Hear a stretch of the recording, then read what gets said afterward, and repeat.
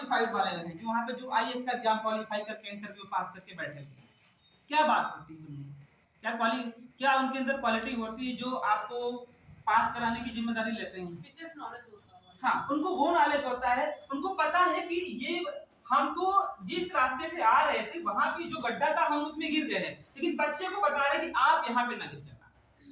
ये बात उनमें होती कि हमको मोटिवेट कर रहे थे कि यहाँ पे प्रॉब्लम आ रही है, यहाँ पे प्रॉब्लम आती है, वहां से मत गुजरना, है ना।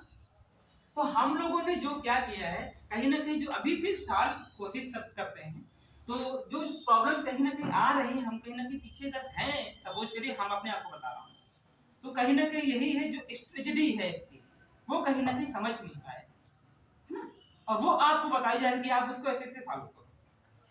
तो कहने का मेरा मीन्स ये है कि एग्जाम्स में सिर्फ किताबी बुकिश नॉलेज नहीं, बुकिश वार नहीं बनना है, किताबी कीड़ा नहीं बनना है, आपको सारे सब्जेक्ट आने चाहिए, जो इजी क्वेश्चन हो हर सब्जेक्ट के आने चाहिए, जो सब्जेक्ट आते हैं एग्जाम में।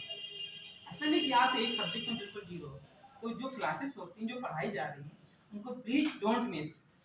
और स्पेशली मैं बता रहा हूँ इंग्लिश और हिंदी की क्लास, क्योंकि वो आपसे लाइफ टाइम से बिलोंग करती है, उनको हमेशा आपके साथ रहना है, कहीं भी बाहर जाएंगे वहां भी साथ में, कहीं आप नहीं वर्क कर रहे हैं तब भी, आगे चल करके हमारे भाई बहन छोटे हैं, है ना, गार्जियंस हैं, उनके कहीं पूछ रहे हैं वहां पे भी। इन चीजों को थोड़ा नोटिस ध्यान रखना है आप लोग, ताकि अपनी पढ़ाई आप कंटिन्यू करिए। मैंने कल आपको एक फुल फॉर्म बताया था, कौन सा फुल फॉर्म था, उस रिकॉर्डिंग काम करना है, बताइए। इंटेलिजेंस, डिटर्मिनेशन, पंक्चुअलिटी और परसिवरेंस, ऐसे काम करना है ना। कैसे काम करना है, ये फंडे याद रखिए आप लोग। एक तो पहली बात इंटेलिजेंस,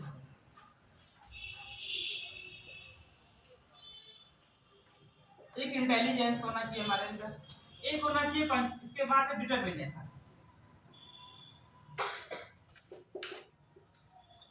इसके बाद में क्या होना चाहिए, डिटरमिनेशन होना चाहिए। फिर नेक्स्ट क्या होना चाहिए, पंक्चुअलिटी होनी चाहिए, पंक्चुअलिटी होनी चाहिए। नेक्स्ट क्या होना चाहिए, परसिवरेंस होना चाहिए, परसिवरेंस होना चाहिए। ये एक स्टेप बाय स्टेप लिखा हुआ है कि इंटेलिजेंट सभी लोग होते हैं, डिटरमिनेशन थोड़ा कम लोग होते हैं, पंक्चुअलिटी भी और लोगों में कम होती है, परसिवरेंस का मतलब होता है जो सबको बनाए रखते हैं, है ना, कंटिन्यू लगे रहते हैं अपने काम में, कुछ चीजों की बात करते हैं, थोड़ा सा ये डिस्कस बता देता हूं। तो एक इनके साथ में काम करना है आपको आईडीपीपी के अकॉर्डिंग काम करना है। इंटेलिजेंस और डिटरमिनेशन ध्यान संकर होना चाहिए, पंक्चुअलिटी मतलब आपका पंक्चुअल रहना चाहिए, और ये परसिवरेंस मतलब होता है इन चीजों को साथ में रोज कंटिन्यू ले चलना है, इसी के साथ हमेशा रहना है। यहाँ पे ये कुछ हमारे पास पेजेस हैं, अभी आप लोगों में पहले डिस्ट्रीब्यूट कर देता हूँ, कुछ इसमें क्वेश्चन जो मैं टॉपिक पढ़ाऊंगा उससे आपको क्वेश्चन करने होंगे, ठीक है, थोड़ा सा कम ही है, मैं कल के अकॉर्डिंग लेके आया था, यहाँ पे दो लोग बैठे हैं, पीछे और दे दीजिए, जहाँ पे थोड़ा पास में लोग बैठे वहाँ एक ले लेते, आप ले लीजिए, थोड़ा देखो, ठीक है।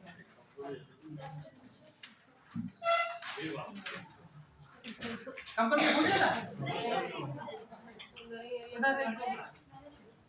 मुझे स्टेप नहीं पता थी, मैं कल रिकॉर्डिंग में लेके पढ़ाता हूँ उसके बाद। तो देखो आज मेरा टॉपिक क्या है, सब लोग जानते हैं क्या टॉपिक है, एक to do what is the use of passive voice, क्यों यूज करते हैं पैसिव वॉइस का, क्या मतलब है पढ़ने का मेरा पैसिव वॉइस, बताएगा कोई, क्या मीन्स है पैसिव वॉइस पढ़ने का, सेंटेंस को क्यों पैसिव वॉइस में बनाते हैं, सेंटेंस को पैसिव वॉइस में इसलिए बनाते हैं क्योंकि जब भी हमें क्या होता है, पहली बात मैं बताता हूँ, एक सेंटेंस जिसे यहाँ पे मैं लिख देता हूँ, यहाँ पे लिखा हुआ है the book is written by me, ऐसा नहीं, the book is written by me, ये लिखा हुआ है। अब इसमें सेंटेंस किसमें लिखा हुआ है, पैसिव फॉर्म में, किसमें लिखा है, पैसिव फॉर्म में लिखा है, एक्टिव फॉर्म में लिखा है, पैसिव फॉर्म में लिखा हुआ है, सभी लोगों को कंफर्म है बात। तो पैसिव फॉर्म में लिखा है, तो सबसे पहले हमको बात ये पता होनी चाहिए कि पैसिव फॉर्म में हमेशा क्या होता है, थर्ड फॉर्म आती है, कौन सी फॉर्म आती है, कहीं भी सेंटेंस लिखा होगा तो उसमें थर्ड फॉर्म लगी हुई है, तो आपको थोड़ा ध्यान देना कि पैसिव वॉइस में हो सकता है। दूसरी बात ये बताइए, द बुक सब्जेक्ट है यहाँ पे कि नहीं है, सब्जेक्ट है कि ऑब्जेक्ट है, ये सब्जेक्ट है ना, तो इसमें ये क्या है, बाई भी क्या है, ऑब्जेक्ट है, ये सब्जेक्ट हो जाएगा। देखो ये क्या है? ऑब्जेक्ट है। ऑब्जेक्ट। और ये वर्ब हो गया, मेन वर्ब हो गया ना, और ये क्या है? बाई में से लिखा हुआ ये ऑब्जेक्ट हो गया, ठीक है। ये सब्जेक्ट है, ऐसा क्या है मैं कंफर्म कर रहा हूँ, ठीक है। देखो सुनो मेरी बात, सब्जेक्ट वो होता है जो लिविंग होता है। वो कुछ कर सकती है अपने आप, बुक अपने आप कुछ कर सकती है, मैन मेड है ना, नॉन लिविंग है ना। तो ऐसा क्या होता है? ये ऑब्जेक्ट है। जब भी हमको ऑब्जेक्ट पर जोर देना होता है, जब भी क्या करना होता है? ऑब्जेक्ट पर हमको जोर देना होता है, हम सेंटेंस को पैसिव वॉइस में बनाते हैं। जैसे मैं कहूँ ये पेन मेरे द्वारा तोड़ा गया है, the pen is broken by me, pen मेरे द्वारा तोड़ा गया। कोई जैसे हम स्पीच देते हैं, क्या कहते हैं? अपने बात को एम्फसाइज करना है, जोर देना है। हमने क्या कहा कि दिस उज्ज्वला योजना, उज्ज्वला योजना लॉन्च्ड बाय, उज्ज्वला योजना इज लॉन्च्ड बाय मी, उज्ज्वला योजना मेरे द्वारा लॉन्च की। जोर के अब ये कहते हैं मैंने उज्ज्वला योजना लॉन्च किया, थोड़ा सा क्या हो रहा है? मतलब एम्फसाइज नहीं हो रहा ना, जोर नहीं दे रहा, लोग उस पर थोड़ा कम ध्यान दे रहे हैं। लेकिन अगर मैं ऑब्जेक्ट पर पहले ध्यान दे रहा हूं तो क्या हो रहा है कि सेंटेंस हमारा इंप्रेसिव हो रहा है ना। तो पहली बात तो ये हो जाती कि जब भी क्या होता है पैसिव वॉइस का यूज क्यों करते हैं? क्योंकि ऑब्जेक्ट पर जोर देने के लिए, ऑब्जेक्ट पर जोर देने के लिए। तो पहली बात ये हो गई ऑब्जेक्ट पर कैसे क्या? बुक मेरे द्वारा बनाई गई, ये अच्छी बात है, मैंने बुक बनाया। ये थोड़ा सेंटेंस कैसा लग रहा है? कुछ मीनिंग में अंदर आ रहा नहीं आ रहा? बोलो। तो ये बात यहाँ की सब्जेक्ट पर जोर देने के लिए। दूसरी बात क्या होती है? जब भी आपको सब्जेक्ट क्या हो? सब्जेक्ट अननोन हो, सब्जेक्ट क्या हो? अननोन हो, सब्जेक्ट आपको पता ना हो। जैसे मैं कहूं कि किसी ने वॉच मेरी चुरा लिया, अब हमको पता नहीं है, मैं क्या कहूंगा? The watch, the watch is stolen, the watch is, भाई घड़ी चुराई गई, घड़ी चुराई गई। किसी ने मोबाइल चोरी किया, जब मोबाइल चोरी हो गया, ये सेंटेंस क्या है? सब्जेक्ट पता किसने चुराया? नहीं पता। चोर पकड़ा गया, वो चोर, अब पता नहीं चोर पकड़ा गया, भाई कौन चोर का नाम पता है? कौन चोर है? नहीं पता है ना। The thief was, sorry, the thief has caught, चोर पकड़ लिया गया, ठीक है, चोर पकड़ा गया, द थीफ हैज कॉट, चोर पकड़ा गया। तो ये सब क्या है भाई? इसमें सब्जेक्ट नहीं पता है, हमें पता नहीं कौन कौन चोर है, ये हमें नहीं पता है। तो ये तीसरी बात। दूसरी बात क्या है? सब्जेक्ट क्या हो? जब अननोन हो, सब्जेक्ट क्या हो? अननोन हो। जैसे मैं एग्जांपल दिया था, watch is stolen, watch is, घड़ी भाई चुरा ली गई। बात समझ में आ रही? पैसिव वॉइस का क्यों बना रहे हैं? तीसरी बात देखिए क्या है, जब पहली बात तो सब्जेक्ट क्या होता है, हम वो जोर देने के लिए। दूसरा सब्जेक्ट क्या लिखा है कि जब अननोन हो सब्जेक्ट, दो हमारे बेनिफिट फोकस होते हैं। तीसरी बात और इसमें क्या लिखते हैं हम लोग? तीसरा इसमें ये होता है रूल कि अगर हम कभी कभी यूज करते हैं जब कोई साइंटिफिक बातें होती है, ठीक है, कोई इवेंट, कोई खोज करता होता है, कोई चीज की खोज होती है, तो उस कंडीशन में भी यूज करते हैं। जैसे मैं कहूं कि फोर्स की खोज कितने की, तो the force was invented by, है ना, या फोर्स लॉ ऐसे कह सकते हैं, फोर्स लॉ, ठीक है, फोर्स लॉ इन्वेंटेड बाय, इसको जरा न्यूटन है जरा, ठीक है, न्यूटन। तो ये क्या हो गया भाई? यहाँ पे साइंटिफिक, जब वैसी कोई तकनीकी वाली बात होती है, टेक्नोलॉजी में जाते हैं, वहां पे बेस का यूज करते हैं। लेकिन दो हमारे लिए मेन यही होते हैं कि हम लोग पैसिव वॉइस का यूज क्यों करते हैं।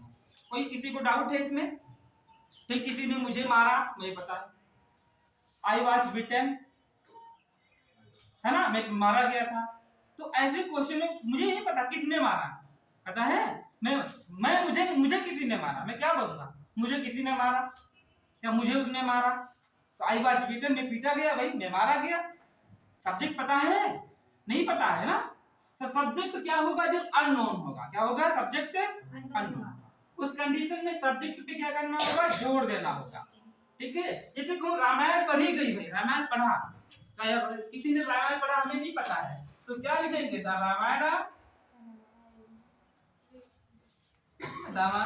रामायण इज रीड, भाई रामायण क्या करते हैं लोग? द रामायण इज, रामायण पढ़ी गई, किसके द्वारा पढ़ी गई पता नहीं, सब लोग पढ़ते हैं। तो इसमें सब्जेक्ट हमने लिखा नहीं लिखा, सब्जेक्ट का पता ही नहीं कौन किसने पढ़ा एक्चुअली। तो भाई जितने भी जिनकी बुक है, रिलीजियस बुक है, रिलीजन से बिलोंग करते हैं, सभी लोग करते हैं। तो इस कंडीशन में आपको ये सब पता है कि ये पैसिव वॉइस के यूजेज होते हैं, सेंटेंस को आपको बनाना है। रूल्स पर आता हूँ थोड़ा सा, फिर अभी मैं कुछ आपको क्वेश्चन करवाता हूँ, ठीक है। ये दो पॉइंट नोट कर लीजिए कि ये सब्जेक्ट ऑब्जेक्ट पर जोर देने के लिए, और जब सब्जेक्ट क्या हो, अननोन हो। दो बातें पूछ सकते हैं कहीं थोड़ा सा कि पैसिव वॉइस का यूज क्यों करते हैं, ऐसा कुछ पूछ सकता है। मे बी आप सेंटेंस को दिमाग में रखेंगे तो सेंटेंस भी बना लेंगे।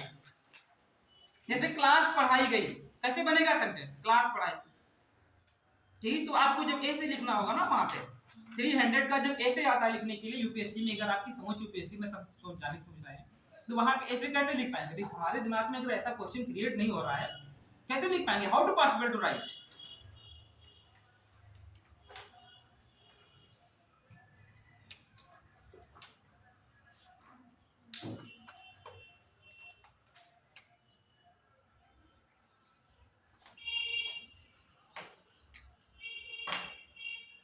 थोड़ा सा बहुत इजी है, मैं भी आपको बताता हूँ, समझ जाएंगे सब लोग, थोड़ा सा ध्यान से सुनिएगा। तो दो बातें नोट करिए इसमें, है ना। सब्जेक्ट पे जो आप एग्जांपल लिखना चाह लीजिए, इसका द वॉच इज स्टोलन, और उसका क्या लिखा है, द बुक इज रिटन, मतलब ये ऑब्जेक्ट पर जोर दिया जा रहा है।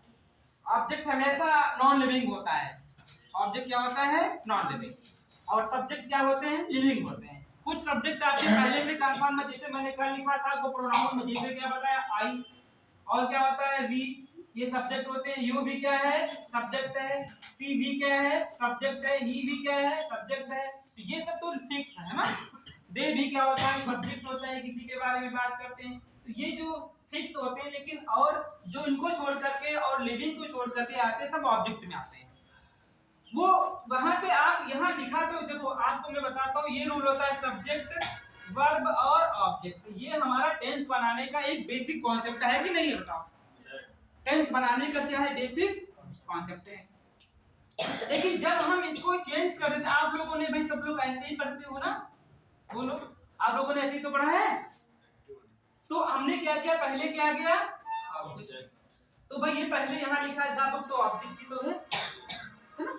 और वर्ब अपनी जगह पर वर्ब भी रहेगी, और उसमें कौन सी फॉर्म आ जाएगी, वर्ब फॉर्म। और सब्जेक्ट को हमको लोग क्या लिख देंगे, बाई से लिख देंगे, ठीक है, जो बाई सब्जेक्ट आ जाएगा। तो यही तो हम लोग बेसिक कॉन्सेप्ट पढ़ते आए हैं।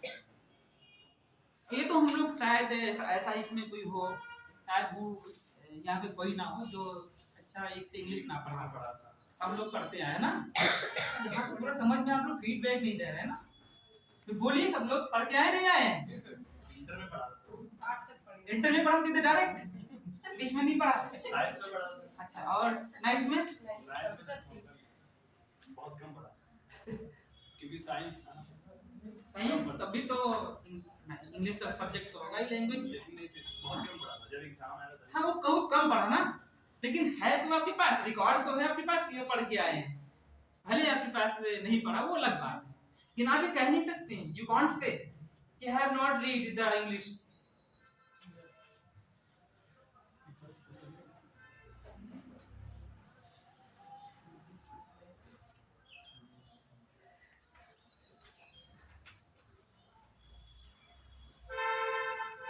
देखो इसमें एक एग्जांपल मैं बताऊंगा सबका, ठीक है, जितने टाइप है मुझे इसको क्योंकि पूरा और कंप्लीट करना है जो टॉपिक है, ज्यादा टाइम नहीं। आप लोग भाई हमने कल बताया था थोड़ा सा, एक वाला टॉपिक बताया था जो टेंस होते हैं, थोड़ा सा ध्यान रखना, बहुत इजी है।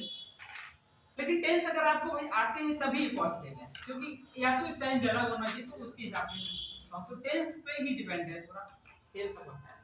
भाई हमने बताया था उनके टाइप्स कितने में, 3 टाइप के टेंसेस होते हैं ना, एक प्रेजेंट होता है, दूसरा क्या होता है, पास्ट होता है, तीसरा क्या होता है, फ्यूचर होता है, फ्यूचर, ठीक है। 3 तरह के टेंसेस, सभी के कितने कितने भाग होते हैं, 4 4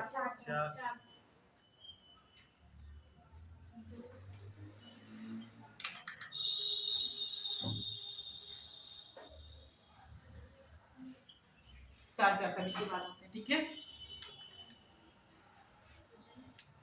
अब कल मैंने बताया था जब हम लोग नरेशन में जाते हैं, डायरेक्ट टू इनडायरेक्ट पढ़ते हैं, तो वहां पे क्या होता है, अगर वो सिंपल प्रेजेंट का है तो किसमें जाता है, सिंपल पास्ट में जाता है। यहाँ पे क्या होता है, यहाँ पे थोड़ा सा अलग पढ़ा है, लेकिन मैं जो बता रहा हूँ उसके अकॉर्डिंग देखिए। यहाँ पे क्या होता है, अगर वो सिंपल प्रेजेंट का है तो उसमें सिर्फ हेल्पिंग वर्ब जो होंगी किसकी आ जाएगी, प्रेजेंट कॉन्टिन्यूअस। फिर पहला क्या हो गया, simple present, present continuous, present perfect, present perfect continuous, past indefinite, past continuous, past perfect, past perfect continuous, future indefinite, future continuous, future perfect, future perfect continuous. कितने की पैसे बनाई जाती है, 8 की। देखिए कैसे, तो ये जो रूल रहेगा इसमें पहले हेल्पिंग वर्ब जस्ट किसकी आ जाएगी। फिर देखिए नेक्स्ट दूसरे में क्या होगा, हेल्पिंग वर्ब किसकी आ जाएगी, कॉन्टिन्यूअस। हेल्पिंग वर्ब किसकी आ जाएगी, समझ रहे हैं इतनी बात। हेल्पिंग वर्ब किसकी आ जाएगी, हेल्पिंग वर्ब किसकी लिख देंगे, हेल्पिंग वर्ब लिख देंगे। इतना तो ये ऐसे रहता है। अगर सेंटेंस आपका पैसिव वॉइस बनाना है, अगर वो सिंपल प्रेजेंट का है तो पास्ट कॉन्टिन्यूअस, प्रेजेंट कॉन्टिन्यूअस की हेल्पिंग वर्ब लगानी पड़ेगी हमको। अब ये बात आपको पहचाननी पड़ेगी वो सिंपल प्रेजेंट का है कि नहीं है, किस टेंस में आता है, ये टेंस पे डिपेंड करता है। टेंस मैंने कल भी बात बताया था कि आपको दो चीजों को बहुत ध्यान रखना है, एक तो सेंटेंस और दूसरा क्या, टेंस। दो चीजें आपको भाई जरूर आनी चाहिए, सेंटेंस और टेंस। फिर अगर देखो अब हम क्या करते हैं, अगर सेंटेंस वो हमको पैसिव बनाना है, अगर वो किसमें का है, कॉन्टिन्यूअस का, प्रेजेंट कॉन्टिन्यूअस का, तो हमको इसमें क्या कर देना होगा, जो भी हेल्पिंग वर्ब होगी अकॉर्डिंग टू सब्जेक्ट हमको उसमें बीइंग लगा देना होगा। उसमें क्या लगा देना होगा, बीइंग।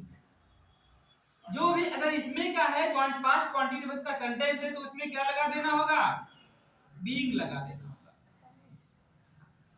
सब में नहीं, बस इतना ही, बस इतना इसका टेंस वाला मैटर हो गया पूरा। अब मैं एग्जांपल बताता हूं इसमें, ठीक है। एक ही एग्जांपल को मैं आठों में यूज करता हूं, थोड़ा इजी एग्जांपल लूंगा ताकि आपको सबको समझ में आ जाए, जो लोग थोड़ा सा नहीं जान समझ रहे हैं। तो देखिए आठों में मैं 8 एग्जांपल एक ही के बना दूंगा, ठीक है, सेंटेंस। जैसे मैं अगर बात करूं तो देखिए आप लोग पहला एग्जांपल एक भी बताएगा, मैं क्या लिखूं एग्जांपल में, चलो ये एग्जांपल जैसे लिखो, यहाँ पे आई, यहाँ पे लिखता हूं आई राइट, आई राइट आ बुक, ये लिख देता हूं, ठीक है। अब ये कौन से टेंस में लिखा हुआ है, प्रेजेंट इंडेफिनिट है, किसकी हेल्पिंग वर्ब आ जाएगी, कंटीन्यूअस की हेल्पिंग वर्ब। और हम क्या करेंगे, सब पहले ये ऑब्जेक्ट हो गया, ये क्या है, वर्ब हो गया, और ये क्या है, सब्जेक्ट। सबसे पहले क्या लिखेंगे, ऑब्जेक्ट। ऑब्जेक्ट क्या हो जाएगा, आप, ठीक है। अब देखिए इसमें भी हेल्पिंग वर्ब क्या होती है, इजेएमआर। क्या हेल्पिंग वर्ब होती है, भाई सबको एक चीज समझ में आ रही ना। प्रेजेंट कॉन्टिन्यूअस में हेल्पिंग वर्ब क्या होती है, इजेएमआर। पास्ट कॉन्टिन्यूअस में हेल्पिंग वर्ब क्या होती है, फ्यूचर कॉन्टिन्यूअस में नहीं, विल बी और शैल बी। प्रेजेंट परफेक्ट में हेल्पिंग वर्ब क्या होती है, हैज और हैव। पास्ट परफेक्ट में हेल्पिंग वर्ब क्या होती है, हैड।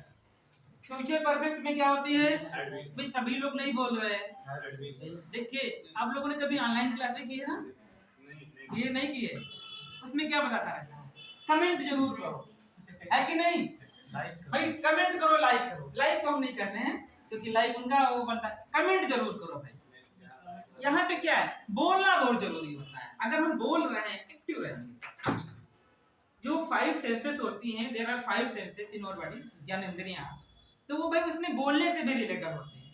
आप बोलते जरूर रहिए, एक्टिव बैठिए, थोड़ा सा बैकबोन हमारी सीधी होनी चाहिए बैठते समय। हम जानते हैं आप लोग बैठे बैठे परेशान हो जाते हैं, 1.5, 3, 4.5 घंटे हो जाएंगे, है ना। लेकिन ये भाई एक जो परेशानी है, ये कुछ ही दिन है और ये आपने खुद हेडेक ली है। अगर आप किसी के थोपने से आ रहे हैं तो भी गलत बात है। ये आपकी रिस्पॉन्सिबिलिटी है, आपने इसको जिम्मेदारी उठाने का ठेका लिया कि मैं ये काम करूंगा, है ना। तो इसमें भी कोई लापरवाही नहीं होनी चाहिए। मैंने बताया ना, पंचुअलिटी भी आपके साथ, आप यहाँ पर आए हैं, इंटेलिजेंट तो थे, पंचुअलिटी आप दिखा रहे हैं नहीं दिखा रहे हैं, यहाँ पे बैठे हो ना, पंचुअलिटी है आप में कि नहीं है, आपके आप में डिटर्मिनेशन है, लेकिन परसिवरेंस नहीं फॉलो कर रहे हैं अगर आप सही नहीं बैठे। अब आप तीनों चीजों को लेकर के यहाँ बैठे हैं तो परसिवरेंस भी होना चाहिए। 1.5 घंटे आपको दिमाग में बस यही बसाना है, आता है आपको तब भी समझ सोचना है, क्योंकि मैं जानता हूँ आते हुए क्वेश्चन ही गलत हो जाते हैं, तब हम माथा पीटते हैं अपना करके, ये गलत हो गया, हमको आता है। और कब ऐसी गलतियां होती हैं, जब हमारी प्रैक्टिस नहीं होती है कि नहीं?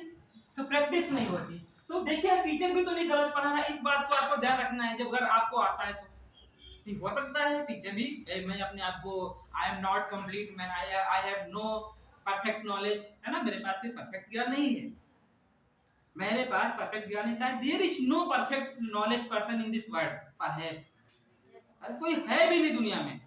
अगर कोई कहता है कि I have perfect knowledge in this subject, तो इट इज इमेजिन, काल्पनिक है कि नहीं? बताओ, सहमत हो मेरी बात से? नहीं। तो मैं अपने सब्जेक्ट का मैं नहीं कहता, मैं बिल्कुल, मैं अपने सब इंग्लिश मुझे इतनी आती कि दुनिया में किसी को नहीं आती, है ना? तुम लोगों ने कहानी सुनी, वो एक गुरु थे, कौन गुरु? हरिदास। किसके गुरु? हरिदास के गुरु कौन थे? या हरिदास किसके गुरु थे, जानते हो? तानसेन। हाँ, के गुरु कौन थे? हरिदास। तो कहानी जानते हो नहीं जानते उनकी तुम लोग?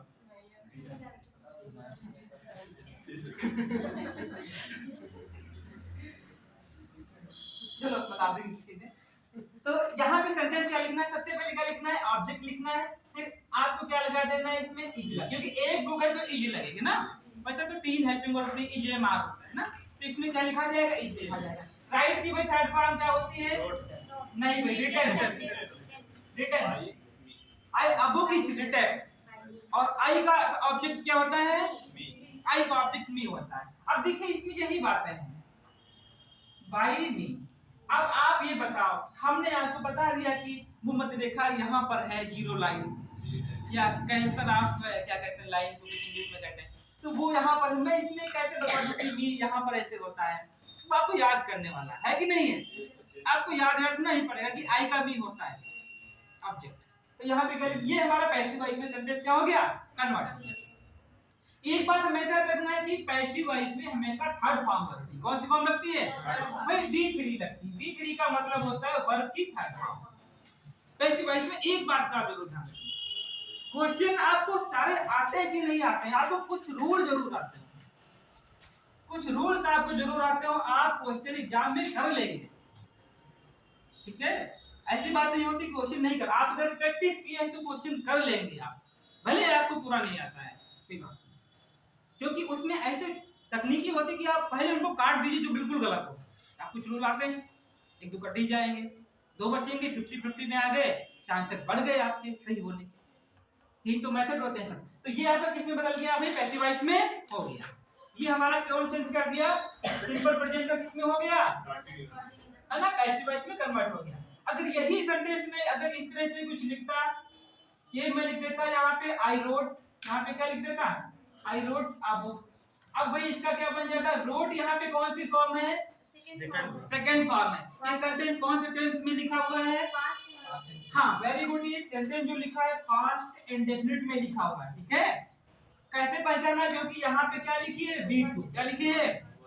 अच्छा, आपको अगर टेंस पहचानना नहीं आता तो मैं आपको और एक ट्रिक बताता हूँ, सुनिए थोड़ा सा। आप लोग थोड़ा सा कितना इजी देखो याद हो जा रहा है, कितना इजी इंग्लिश है।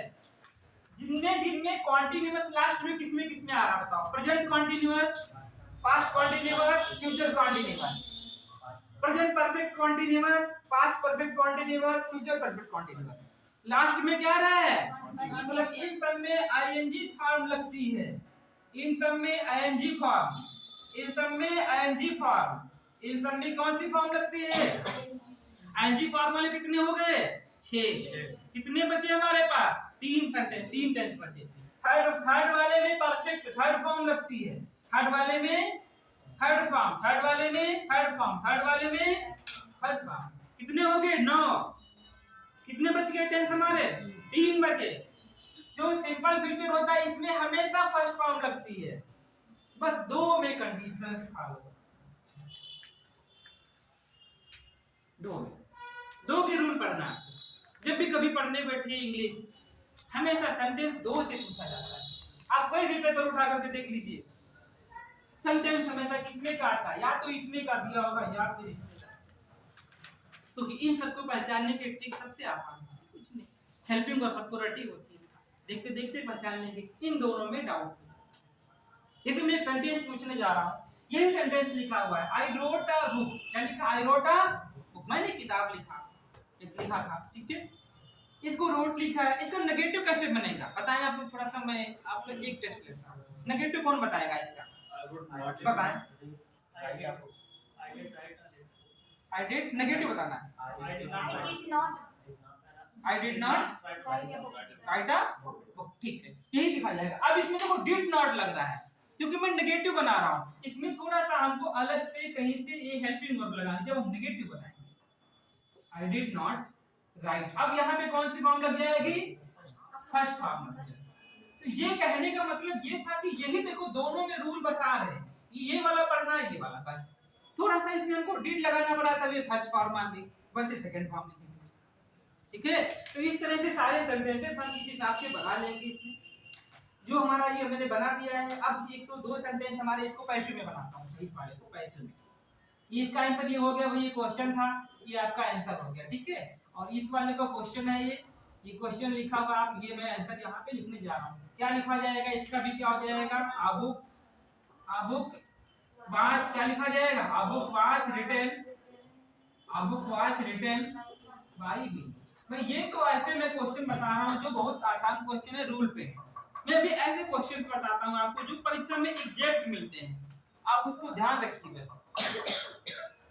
इंग्लिश में कहाँ से पूछेंगे, रूल होगा, रूल से पूछेंगे। मैथ में कहाँ से पूछेंगे भाई, रूल्स हैं कुछ, उसके हिसाब से पूछेंगे। इसलिए क्या होता है, हिंदी इंग्लिश में और मैथमेटिक्स में नंबर लाना इजी होता है। हमने देखा कि लोग मैथ में 90 पे 90 ले आते हैं, 100 में 100 ले आते हैं, क्यों, कॉन्सेप्ट बेस पर सब होता है कि नहीं। तो इसमें कॉन्सेप्ट बेस पर होता है, इसमें किसी कोई नहीं करना। बाकी अदर सब्जेक्ट हैं उसमें हाँ ज्यादा मेहनत करेंगे इसमें पूरे लाने में, लेकिन क्योंकि यहाँ पे फंडामेंटल कुछ फार्मूलाज है ना, कुछ हर चीजें दी होती हैं, कुछ रूल्स होते हैं, रूल है इसका हिसाब से बनाने का। तो ये जो है इस हिसाब से सेंटेंस को बनाना है, ठीक है। एक सेंटेंस में लिखता हूँ जो परीक्षा में बार बार पूछा जाता है, तो पहला सेंटेंस लिखा हुआ, देखिए शीट में क्या लिखा हुआ, पहला सेंटेंस बोलिए, किसी तरह के लिखा, एक क्या लिखा, मिस्टर मिश्रा करके कुछ लिखा हुआ है, मिस्टर मिश्रा नोज, इसमें कौन सा ऑप्शन सही होगा, देखिएगा कौन सा ऑप्शन सही होगा। मैं पीडीएफ में देखता हूँ, पीडीएफ में चेक करता हूँ,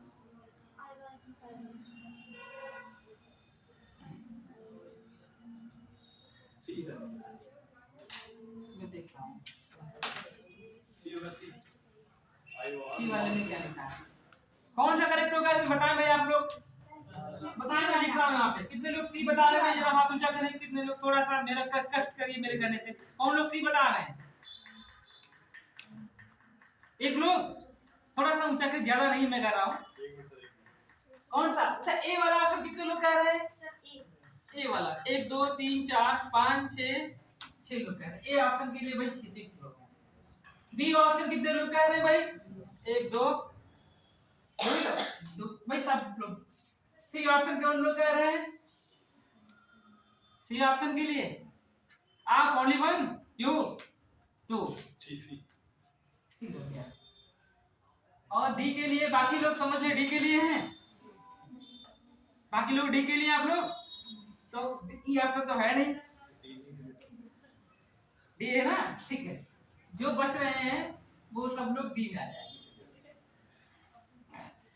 तो देखिए इसमें कौन सा सही होगा, कैसे बताओ, देखो मैं आपको बताता हूँ, बहुत बार पूछा गया, उसके आगे देखो लिखा है यूपीपीसीएस और यूपीएससी में कई बार पूछा गया है, और मैं लिखा नहीं लिखा मैंने ऐसे क्वेश्चन से बनाया, मैं खुद आप सबके लिए 2 घंटे 3 घंटे ढूंढ करके सारे पेपर्स में, तब जाकर के मैंने हर एक एग्जाम से 22 के 23 21 के, ये मैंने तब जाकर इसमें टाइप किया, अपने आप खुद टाइप किया, ठीक है।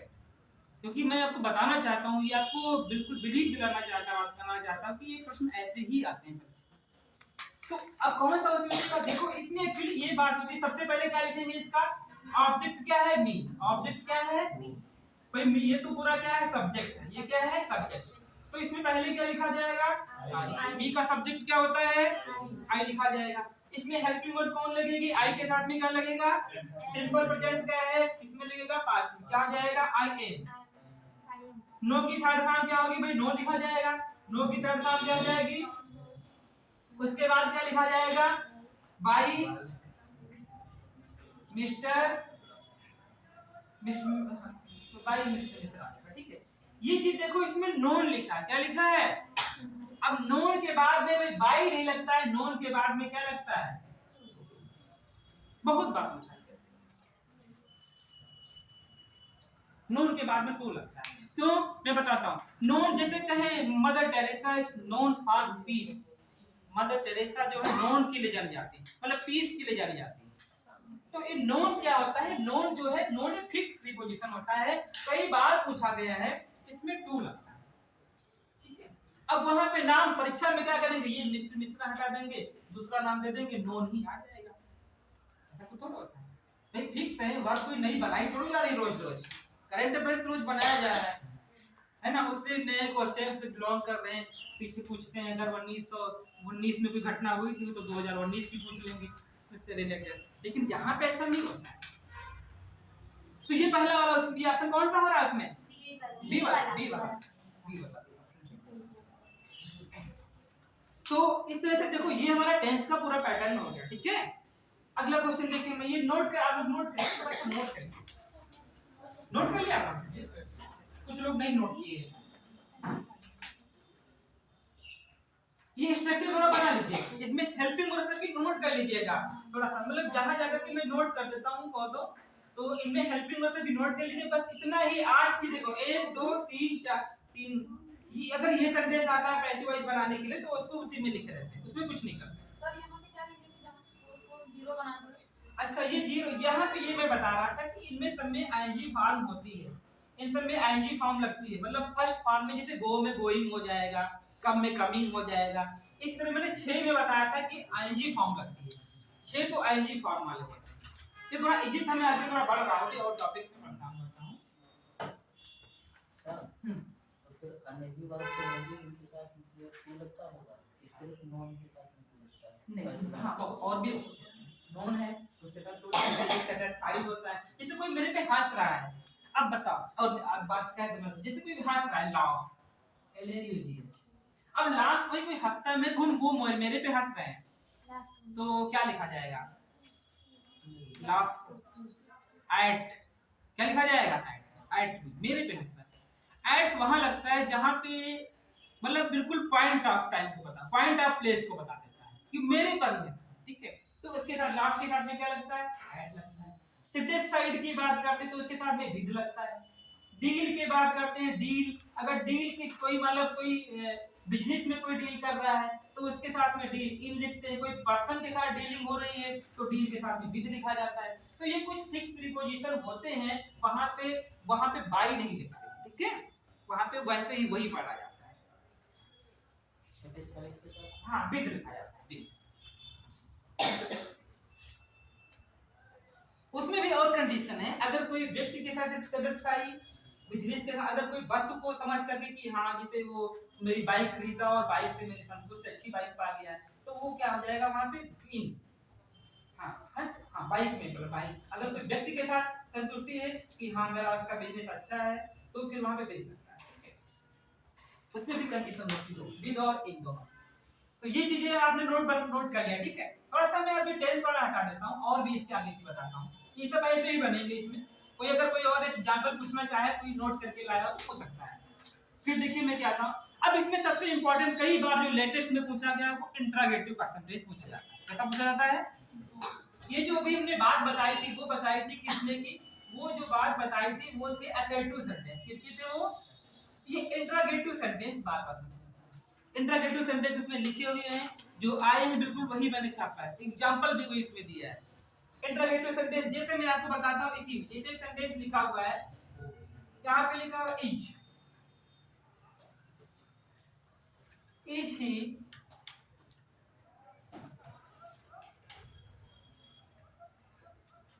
ही वॉशिंग द क्लॉथ, ये लिखा हुआ है इंट्रागेटिव। इसको पैसिव वॉइस में बताना है। पैसिव वॉइस में बनाना है, क्या लिखा जाएगा? सबसे पहले देखिए आप वही रूल फॉलो करिए। हाँ, या आप इसका और अच्छा टेक्निक है, आप उससे करना चाहे तो कर सकते हैं। भाई बोर्ड की तरफ देखिए प्लीज थोड़ा सा, तो क्या समझा रहे? देखो अगर इसको पैसिव वॉइस में क्या बनाएंगे? पहले ऑब्जेक्ट लिखेंगे। हाँ पहले क्या लिखेंगे? ऑब्जेक्ट। ऑब्जेक्ट क्या लिखा जाएगा? The clause. The clause. उसके बाद क्या लिखेंगे? अब देखो अगर क्लॉज के साथ में भाई एस लगा है तो प्लूरल हो गया, क्या हो गया? तो क्या लग जाएगा? आर। क्या लिखा जाएगा? आर। तो जैसे ये इंट्रागेटिव था, ये भी इंट्रागेटिव ही बनेगा, बनेगा नहीं बनेगा? तो इसमें अब इसके साथ में तो ही के अकॉर्डिंग इसमें इज लगा था, लेकिन अब सब्जेक्ट क्या, ऑब्जेक्ट कैसा आ रहा है? क्लॉज आ रहा है, तो साथ में क्या लिखा जाएगा इसके? आर। ठीक है, आर लिखा जाएगा। तो आर द क्लॉज, और इसमें क्या लगा देंगे? बीइंग। क्या लगा देंगे? क्योंकि मैं बताया ये प्रेजेंट कॉन्टिन्यूअस का किसका है, उसमें क्या लग जाएगा? बीइंग। तो इसमें क्या लगा देंगे? Are the clause is being. और वास की, वाशिंग की थर्ड फॉर्म भाई वास हो, क्या आ जाएगा? वाश्ड। और क्या लिखा जाएगा? बाई ही का क्या हो जाएगा? हिम। ही का हिम हो जाएगा, और ये क्वेश्चन मार्क लग जाएगा। ठीक है, क्वेश्चन इसमें बार बार पूछा जाता है, वो हु वाला क्वेश्चन पूछा जाता है, वो ज्यादा पूछा जा रहा है हु वाला क्वेश्चन, हु वाले की मैं बात करता हूं। ठीक है, जैसा पूछा जा रहा है ये क्वेश्चन तो ऐसा हो जाएगा। इसको नोट कर लिया आप लोगों ने? दूसरा देखिए क्वेश्चन क्या इंट्रोगेटिव पूछा था, क्या क्वेश्चन पूछा जा रहा है, ये वाला भाई यहाँ पे नोट कर लीजिए। ऐसे लिखा पूछा जा रहा है हु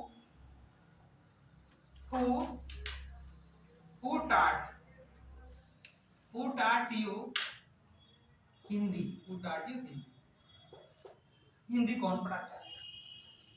ऐसे क्वेश्चन क्या बनेगा इसको? क्वेश्चन मैं इसका एक रूल बता देता हूँ। ठीक है, आप एक कॉन्सेप्ट यहाँ पे स्ट्रक्चर नोट कर लीजिए। स्ट्रक्चर में क्या लिखते हैं? सबसे पहले तो दो स्ट्रक्चर होते हैं, अगर आप बाई हुम से बनाते हैं इसको, प्लस क्या लिखेंगे? Auxiliary verb. क्या लिखेंगे यहाँ पे? Auxiliary verb. पूरा लिख देता हूँ, AUXILARY, ऑक्सिलरी वर्ब। उसके बाद में क्या लिखा जाएगा? इसमें ऑब्जेक्ट लिखा जाएगा ना, इसका ऑब्जेक्ट। फिर क्या लिखा जाएगा? वर्ब की थर्ड फॉर्म। उसके बाद में क्वेश्चन मार्क लगा देंगे, या जो बचा हो वो लिख देंगे क्वेश्चन मार्क। ये हमारा स्ट्रक्चर होता है। देखिए कैसे लिखेंगे? जो हु लिखा था क्या कर देंगे इसको? बाई हुम। क्या लिख देंगे? बाई हुम लिख देंगे। इतनी बात समझ में दिख रहा है जैसे? नहीं, बाई हुम लिख देंगे। उसके बाद में ऑक्सिलरी वर्ब का मतलब क्या होता है? इज, वाज, वर, है ना, कैन, कुड, ये सब ऑक्सिलरी वर्ब में आती है। तो अब देखिए ये सेंटेंस ये कौन से टेंस में लिखा हुआ है, पहले ये समझिए। कौन टेंस है इसमें? कैसे पहचाना है जब पास्ट इंडेफिनिट में है? हाँ यही पहचाना है। देखो बस एक पहचान दिख रही, टॉट लिखा है, टीच से बना है ना, तो ये सेकंड फॉर्म है। V2 है, कौन सी फॉर्म है? और V2 का मतलब हुआ, V2 क्या बताता है हमेशा? Simple past. क्या बताता है? सिंपल पास्ट हमेशा V2 बताता है। सिंपल पास्ट की अगर बात करेंगे तो उसमें क्या होता है? V2 फॉर्म लगती है। V1 भी लगती है इसमें। कौन सी लगती है? V1 भी। लेकिन जब सेंटेंस नेगेटिव या इंट्रोगेटिव होता है तो V1 लगती है। वैसे क्या लिखा जाएगा? V2 लिखा जाएगा। तो इसमें क्या लिखा जाएगा भाई? ये हम समझ गए कि ये सेंटेंस पास्ट इंडेफिनिट में है। बाय हुम लिखा। इसके बाद में अब देखिए इसमें ये तो वर्ब हो गया, ये क्या है? ऑब्जेक्ट। क्या है भाई? इसमें सब्जेक्ट क्या होगा? सब्जेक्ट है ही नहीं, क्योंकि इसमें क्या किया जा रहा है? पूछा जा रहा है, क्वेश्चन मार्क है ना। तो इसमें ये क्या है? ऑब्जेक्ट। क्या है? ऑब्जेक्ट। इसमें दो हैं, एक हिंदी भी है और एक क्या है? यू। अच्छा, ऑब्जेक्ट दो प्रकार के होते हैं, आप लोग जानते हैं कौन कौन दो प्रकार के? ऑब्जेक्ट के जो टू टाइप होते हैं, एक होता है लिविंग और एक क्या होता है? नॉन। एक को कहते हैं डायरेक्ट ऑब्जेक्ट और एक को कहते हैं indirect object. Indirect object. Direct object में क्या आता है? डायरेक्ट ऑब्जेक्ट में वो आते हैं जो थिंग्स होती, क्या होती हैं? थिंग्स। वो सब किसमें आते हैं? डायरेक्ट ऑब्जेक्ट में। और इनडायरेक्ट ऑब्जेक्ट में क्या आती है? जो लिविंग थिंग्स। ठीक है, लिविंग थिंग्स वो सब क्या होते हैं? किसमें? इनडायरेक्ट।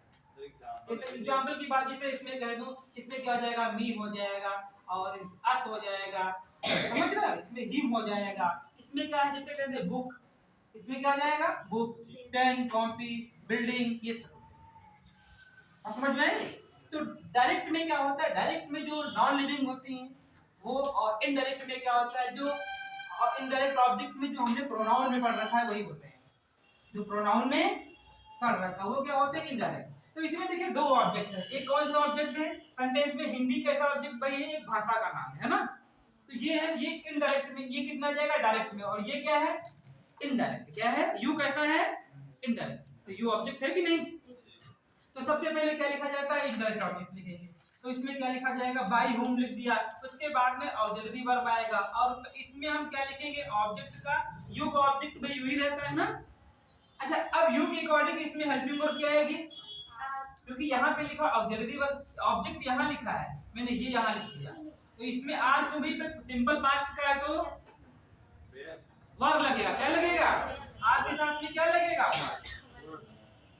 whom were you, और थर्ड फॉर्म तो वही जो वही रहेगी ना, बोलो भाई टाटी रहेगी, और फिर क्या लगा देंगे क्वेश्चन मार्क, नहीं हिंदी क्या बच रहा है हिंदी, जो बच गया वो लिख दो फिर प्लस में क्वेश्चन मार्क, बस ये हो गया आपका पैसे।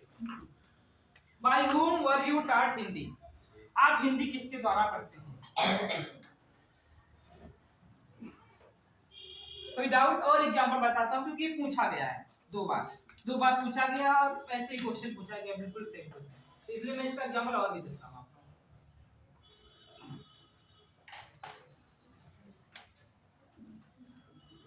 देखो थोड़ा सा भाई इसमें अगर ये वर्ब वगैरह नहीं आती तो इनको पढ़ लीजिए, और कुछ समझ में तो आ रहा होगा ना पढ़ा रहे हैं, बहुत से लोग समझ रहे हैं, ऐसी बात नहीं, इसमें बहुत से लोग समझ रहे हैं। अगर किसी को मैं नहीं कहता किसी को नहीं आ रहा, आता सबको समझ में भी अगर हो सकता है कोई चीज नहीं समझ में आ रही तो उसको थोड़ा सा कॉन्सेप्ट देख करके जाइए, फिर उसको पढ़िए कि आपने एक अपनी जिम्मेदारी ली है पढ़ने के लिए, तो आपने जिम्मेदारी ली है तो उसको भी अच्छे से निभाइए परसिवरेंस के साथ, उसमें फिर कोई मतलब लूजनेस नहीं होनी चाहिए, बिल्कुल भी लापरवाही नहीं होनी चाहिए, क्योंकि आप अपने जीवन का आप खुद भविष्य तय करते हैं।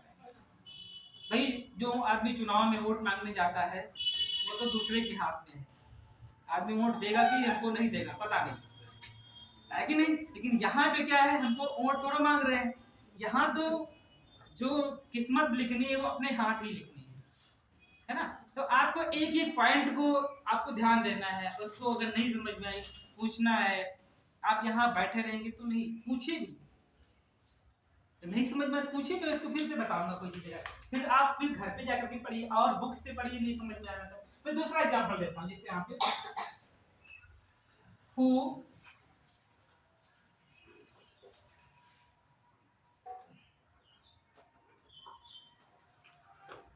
who knows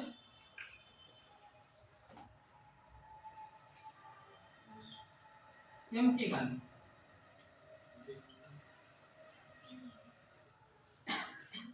who knows M के, महात्मा गांधी, मोहनदास करमचंद गांधी। एक बार मेरा ऐसे क्वेश्चन हुआ था, उसमें शॉर्ट में लिखा एम पी गांधी का, मुझे 2-3 मिनट लग गया कि एम पी गांधी है कौन और मैं तब 2009 की बात से मैं एग्जाम दे रहा था, मैं 2005 में इंटर क्वालिफाई किया था, 2008 में ग्रेजुएशन बीएससी लखनऊ का इंटर से किया, बीए भी किया बाद में डबल, तो ये तब की बात है, मुझे तब से क्वेश्चन याद है एमपी गांधी, मैं अपना गलत करके आ गया, आपने देखा कि एमपी गांधी मोहनदास करमचंद गांधी की बात हो रही है, इतना इजी क्वेश्चन गलत करके आ गया, तो मुझे बड़ा खराब लगा, तो देखिए इंटरेस्ट दे रहा था मैं वहाँ का, तो ये ऐसे क्वेश्चन। अब इसमें बताओ ये सेंटेंस कौन से टेंस में लिखा हुआ है, कौन से टेंस में लिखा है प्रेजेंट टेंस, क्योंकि इसमें नोज लिखा है, लिखा एस लगा, हाँ ऐसे वाइस में क्या बनेगा बताएं, हम लिखें आप लोग बताएंगे क्या लिखें, बाय whom है ना, by whom is, by whom is, भाई क्यों नो क्यों लिख देंगे नहीं भाई, ऑब्जेक्ट क्या है, ये तो वर्ब हो गया और ये क्या है object, by whom is M K Gandhi, by whom is M K Gandhi, और क्या लिखा जाएगा फिर नो की थर्ड फॉर्म क्या लिखेंगे नॉन, और क्या क्वेश्चन बस ये आई बात समझ में, इसमें इज क्यों लगा कि एमपी गांधी सिंगल पर्सन है ना, इसलिए इज कर दिया गया, तो ऐसे प्रश्न ही परीक्षा में पूछे जा रहे हैं।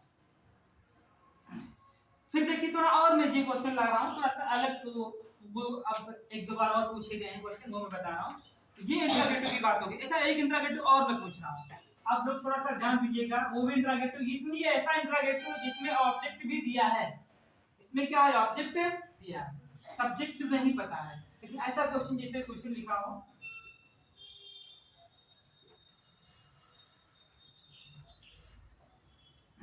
what does you want, what does you want,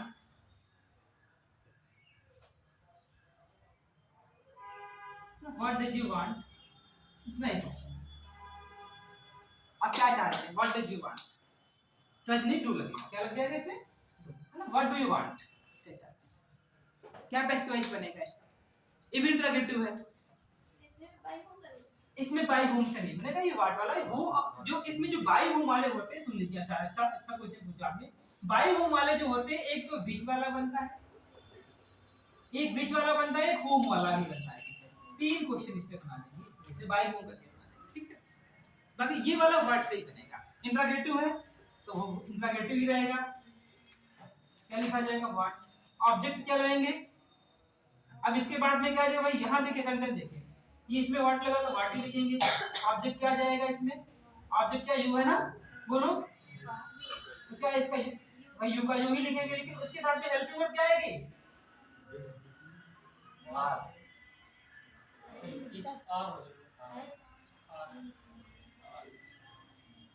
भाई ये ऑब्जेक्ट है, हाँ क्या लिखा जाएगा, यू, उसके बाद क्या लिखा जाएगा, वांटेड, क्या हो जाएगा,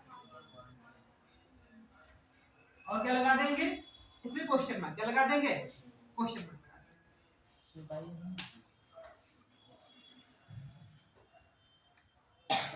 इसमें बाई नहीं लगेगा, इसमें व्हाट डू यू वांट, अच्छा ठीक, हाँ समझ गया, ये क्वेश्चन ही गलत हो रहा है, गलत हो रहा है बिल्कुल। इसमें कोई जो मैं बताना चाहता हूँ क्वेश्चन गलत है।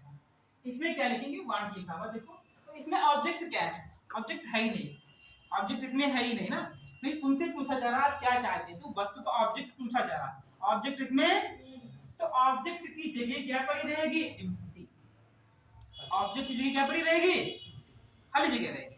उसके बाद हम क्या लिख देंगे, तुरंत वर्ब, क्या लिख देंगे, वर्ब, तो वर्ब क्या हो जाएगा, वांट का क्या लिखा जाएगा, वांटेड, क्या लिखा जाएगा, वांटेड हो जाएगा। अच्छा अब इसमें ये क्या था, सब्जेक्ट, तो ये किससे जोड़ा जाएगा, बाई यू, ये हो जाएगा, उसकी जगह खाली पड़ी रहेगी, वहां पे है ही नहीं।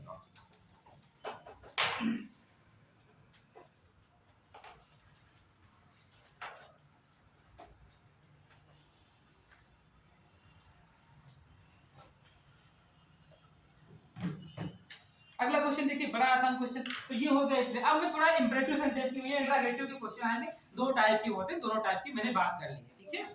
इसके बाद में इंपरेटिव सेंटेंस होता है। इंपरेटिव सेंटेंस का आप लोग बहुत अच्छे से जानते हैं फार्मूला, जो इंपरेटिव सेंटेंस होगा उसका स्ट्रक्चर के हिसाब से हम लोग सेंटेंस को लिखते हैं, लेकिन थोड़ा इस पे ध्यान देना आपको होगा। ये imperative sentence, imperative sentence, imperative sentence के बारे में कोई बताएगा, इंपरेटिव सेंटेंस के बारे में बताएगा भी, क्या पहचान होती है इंपरेटिव सेंटेंस। इंपरेटिव सेंटेंस की कुछ पहचानें, सबसे अच्छी पहचान ये होती है, आप कहीं भी सेंटेंस को देखें, ठीक है, आप कहीं भी सेंटेंस को देखें, वो किससे स्टार्ट होता है, वर्ब से, किससे प्रारंभ होता है, वर्ब से। इसका स्ट्रक्चर वही होता है, verb plus object, verb plus object, और लास्ट में क्या लगा देंगे, फुल स्टॉप, या और भी इसमें हो सकते हैं, कोई और भी कॉम्प्लीमेंट यहाँ पर भी हो सकता है, ठीक है, कॉम्प्लीमेंट भी हो सकता है, पूरक उसका, फिर फुल स्टॉप लग जाएगा। तो अगर आप कहीं पहले वर्ब देखें और वर्ब की कौन सी फॉर्म, फर्स्ट फॉर्म देखें, तो सेंटेंस कैसा है, आपको कमांड, आप कुछ नहीं समझ पा रहे, कमांड है कि परमिशन रिक्वेस्ट है, तो आप इतना तो ध्यान रखेंगे, वर्ब तो आपको पता होना चाहिए। तो इससे आप अब कोई सेंटेंस लिखा, इसका स्ट्रक्चर क्या होता है, स्ट्रक्चर इसका में क्या होता है, सबसे पहले अगर कोई इंपरेटिव सेंटेंस लिखा हुआ है तो उससे हम क्या लिखते हैं, सबसे पहले क्या लिखते हैं, लेट, क्या लिखते हैं, लेट, उसके बाद में क्या लिख देते हैं, ऑब्जेक्ट, ऑब्जेक्ट इसमें है देखो, ऑब्जेक्ट, ये लेट अपनी तरफ से लिखना पड़ेगा। उसके बाद में क्या लिखते हैं भाई, बी, बोलो नेक्स्ट क्या लिखेंगे, V3, मतलब वर्ब की कौन सी फॉर्म, थर्ड फॉर्म। अगर कुछ बच रहा है तो बाद में लिख देंगे यहाँ पे अदर वर्ड, अदर वर्ड अगर आपके पास बच रहे हैं तो ये लिख देंगे, और फिर क्या लगा देंगे, फुल स्टॉप। कहीं पुराने ट्रेंड में चल रहा था बाई करके यू भी, क्योंकि यू इसमें एक्सेंट होता है। यू क्या होता है, जैसे मैंने, देखो इंपरेटिव का मतलब मैंने भाई आपसे कहा कि यहाँ आइए, तो उनका नाम नहीं लिया क्योंकि सामने मेरे है ना, तो मैंने कह दिया आप यहाँ आइए, तो कम हियर में इतना बोला, लेकिन कहा किससे, सामने वाले व्यक्ति से मैंने कहा ना, तो उनका नाम क्या है, हिडन है। क्या है वो, छिपा नाम है। होता तो व्यक्ति सामने, लेकिन वो क्या होता है, हिडन होता है। तो इसमें अब मैंने इनको यू मान लिया, तो यहाँ पे सब्जेक्ट जो होता है वो क्या होता है, नहीं दिया होता है। तो अगर चाहे तो बाद में बाई यू करके लिख सकते हैं, चाहे तो बाई यू करके लिख सकते हैं, अदरवाइज क्वेश्चन पे डिपेंड करता है लिख कर आया है कि नहीं आया है। ना लिखते तब भी कोई बात नहीं, सही माना जाता है। ठीक है, तो ये अब मैं क्वेश्चन बताता हूँ आपका। जैसे देखिए एग्जांपल इसका,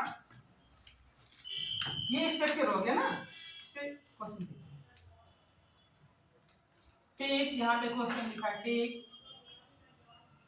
take medicine regular, take medicine. अब देखो इसमें क्या पता चल गया हमको, वर्ब क्या इसमें मिल गया हमको, वर्ब क्या है, टेक। सेंटेंस किससे बनाएंगे, इस स्ट्रक्चर पे। सबसे पहले क्या लिखेंगे, सबसे पहले लिख देंगे लेट। उसके बाद में ऑब्जेक्ट इसमें क्या है, मेडिसिन। ऑब्जेक्ट क्या है, मेडिसिन। तो ये ऑब्जेक्ट हो गया भाई। ऑब्जेक्ट मैंने बताया, ऑब्जेक्ट वही चीजें जो मेडिसिन भी हम लोग दिखती है, मेडिसिन को टच कर सकते हैं, उसका कुछ डेट होता है, तो यहाँ पे क्या लिखा जाएगा, मेडिसिन। मेडिसिन। उसके बाद भी क्या लिख देंगे, बी लिख देंगे। वर्ब की थर्ड फॉर्म क्या है, टेक। तो टेक की थर्ड फॉर्म क्या होती है, टेकन। टेकन हो जाएगा। अब क्या बच गया इसमें, रेगुलर। ये हमारा हो जाएगा इंपरेटिव सेंटेंस अगर आता है तो। लेकिन मैं थोड़ा इसमें इंपॉर्टेंट बात बताता हूँ आप लोगों को। क्या ये सेंटेंस नहीं पूछा जाता है, पूछा कैसा जाता है, पर एक बार बताता हूँ, इसको नोट कर लीजिए। आ जाती, इतना आसान भी आ सकता है, लेकिन थोड़ा सा कठिन अगर पूछेगा तो क्या पूछेगा। इसमें तो हमारा कॉन्सेप्ट क्या है, वर्ब और ऑब्जेक्ट है। लेकिन अगर कोई कह दे,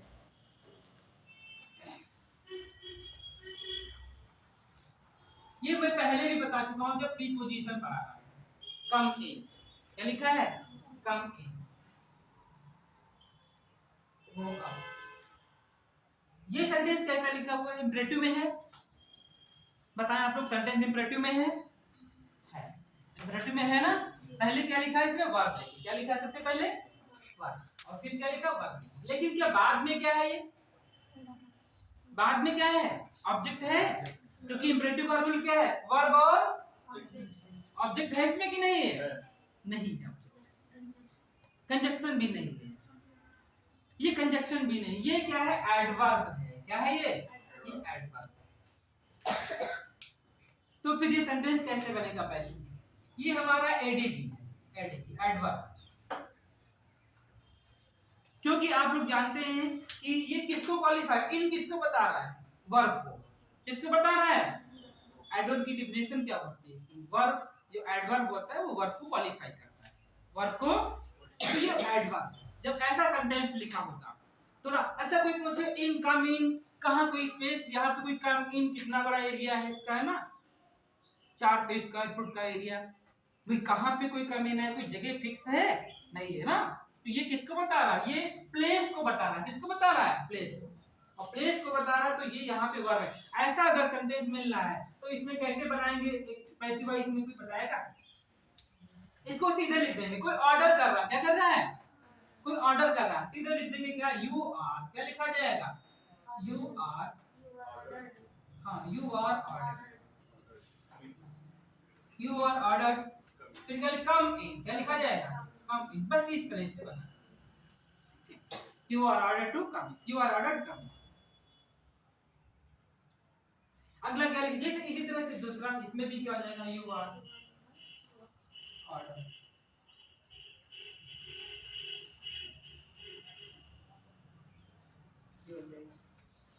अगला देखिए दूसरा, जैसे अगर ऐसे, अगर ये रिक्वेस्ट वाला सेंटेंस होता है ना, जैसे सेंटेंस ऐसे लिखा हो, गो, अगला क्वेश्चन ऐसे लिख दिया, गो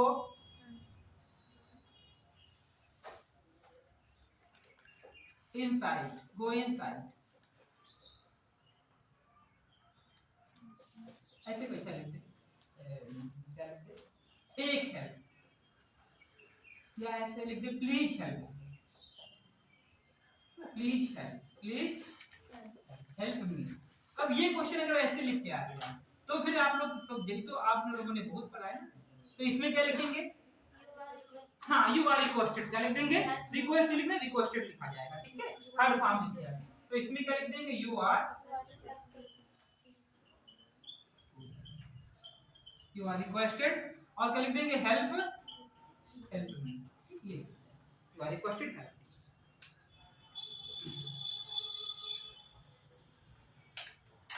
कल आप लोगों ने जो लोग बैठे थे 10-12 लोग, आप लोगों ने अपने नंबर चेक किए थे, कितने क्वेश्चन सही हो रहे थे?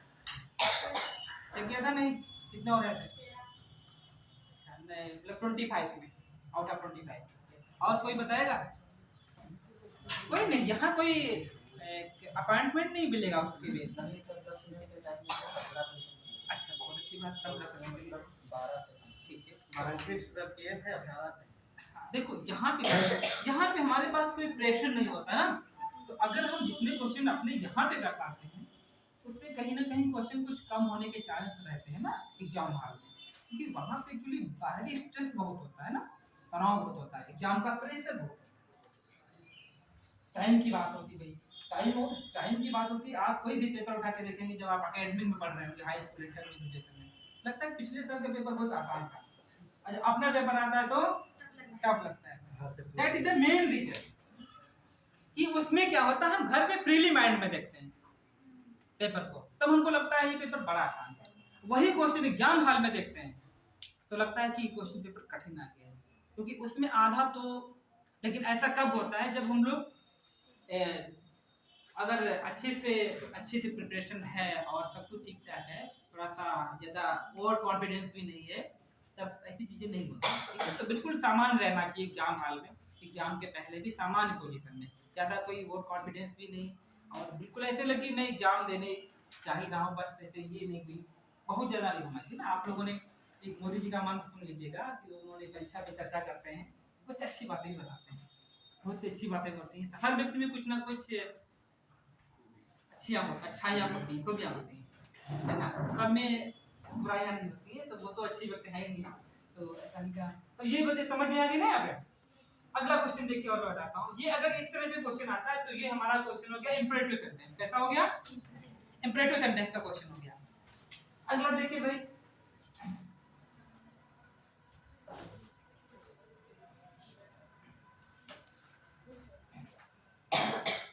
जैसे अगला क्वेश्चन में कुछ नया टाइप का, जैसे ये क्वेश्चन यहाँ पे लिखा है,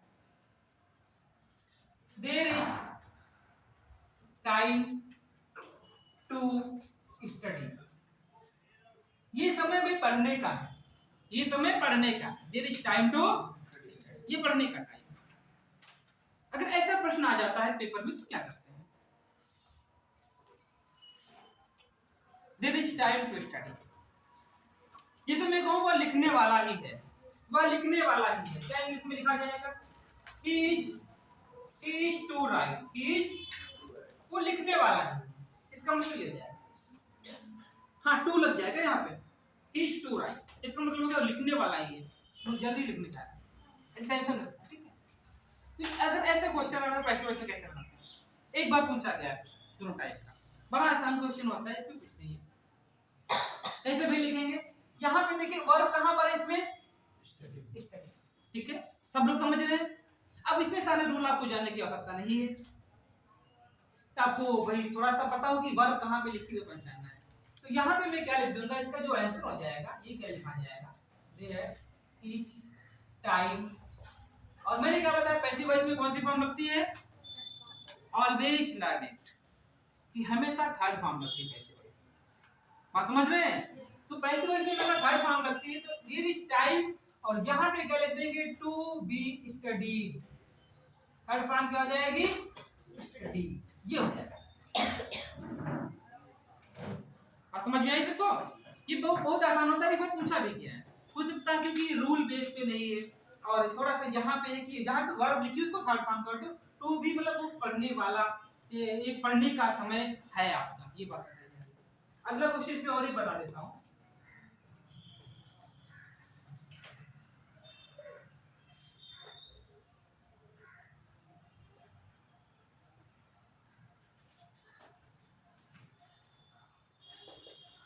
there is time to sleep.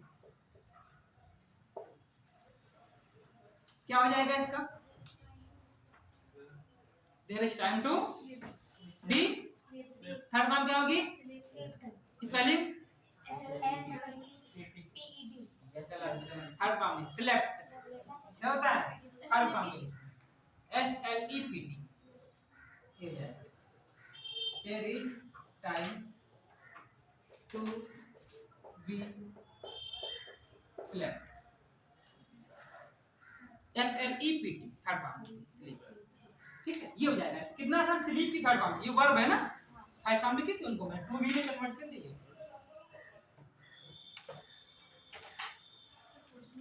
देख ले इसमें कुछ इंपॉर्टेंट हो।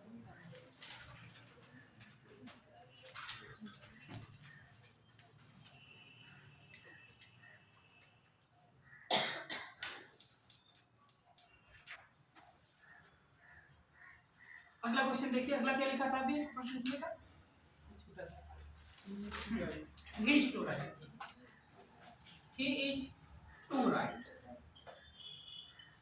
he is to write। अच्छा दो बार लिखिए, he is to write, he is to write a book, ऐसे कर लो, ये किताब। क्या लिखेंगे इसको? वैसे ही रूल बनाइए। अभी देखो ऑब्जेक्ट क्या है इसमें, अब इसमें देखो सब्जेक्ट है, वर्ब है, ऑब्जेक्ट है। इसमें भाई क्या है, सब्जेक्ट वर्ब ऑब्जेक्ट ऐसी ये सब नहीं मिलेंगे। इसमें सब्जेक्ट एब्सेंट था, सब्जेक्ट इसमें क्या है ऑब्जेक्ट। अच्छा इतनी देर से सेंटेंस कब बनाते हैं आप लोग जानते हैं? मैं थोड़ा सा फोकस कराओगे मेंस में, अगर आप बैठते हैं 300 नंबर वाले में, अब आपको ऐसे लिखना पड़ेगा। अब देर से सेंटेंस कब बनाते हैं, कब देर का यूज करते हैं, बताइए आप लोग, कौन बताएगा जी? हाँ और बताएं।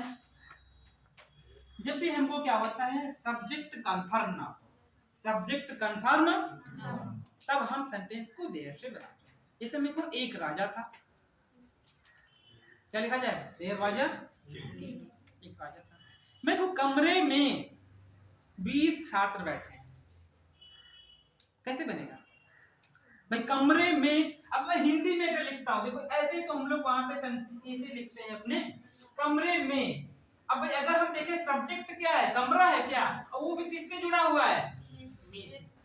अगर कमरा हटा दो तो सेंटेंस हमारा में भी कुछ बनेगा, मतलब में का संबंध किससे? कमरे से है, तो कमरा भाई उसी में जुड़ा हुआ। तो इसीलिए ये सेंटेंस अगर इस तरह से लिखा है कमरे में 20 छात्र बैठे हैं, ये लिखा हुआ है। अब देखो अगर मैं ये हटा देता हूँ, हिडन कर देता हूँ, तो सेंटेंस हमारा नहीं बन रहा है, मतलब में से कुछ जोड़ा गया है कमरे को, कमरे से में को 20 से जोड़ा है। जैसे स्कूल में 10 टीचर हैं, है ना? देश में 545 MP सीट है ना, तो 545 मेंबर ऑफ पार्लियामेंट सीट्स। तो ऐसे क्वेश्चंस को देयर से बनाते हैं। तो कैसे बनाएंगे, इसको लिख देंगे देयर और 20 स्टूडेंट्स इन समझ पाएगा? ऐसे लिखना है स्कूल पे कितना सारा सब देयर से, लेकिन ये बहुत इजी है कि नहीं? अच्छा ये तो बैठे हैं, सेटिंग मतलब हम ये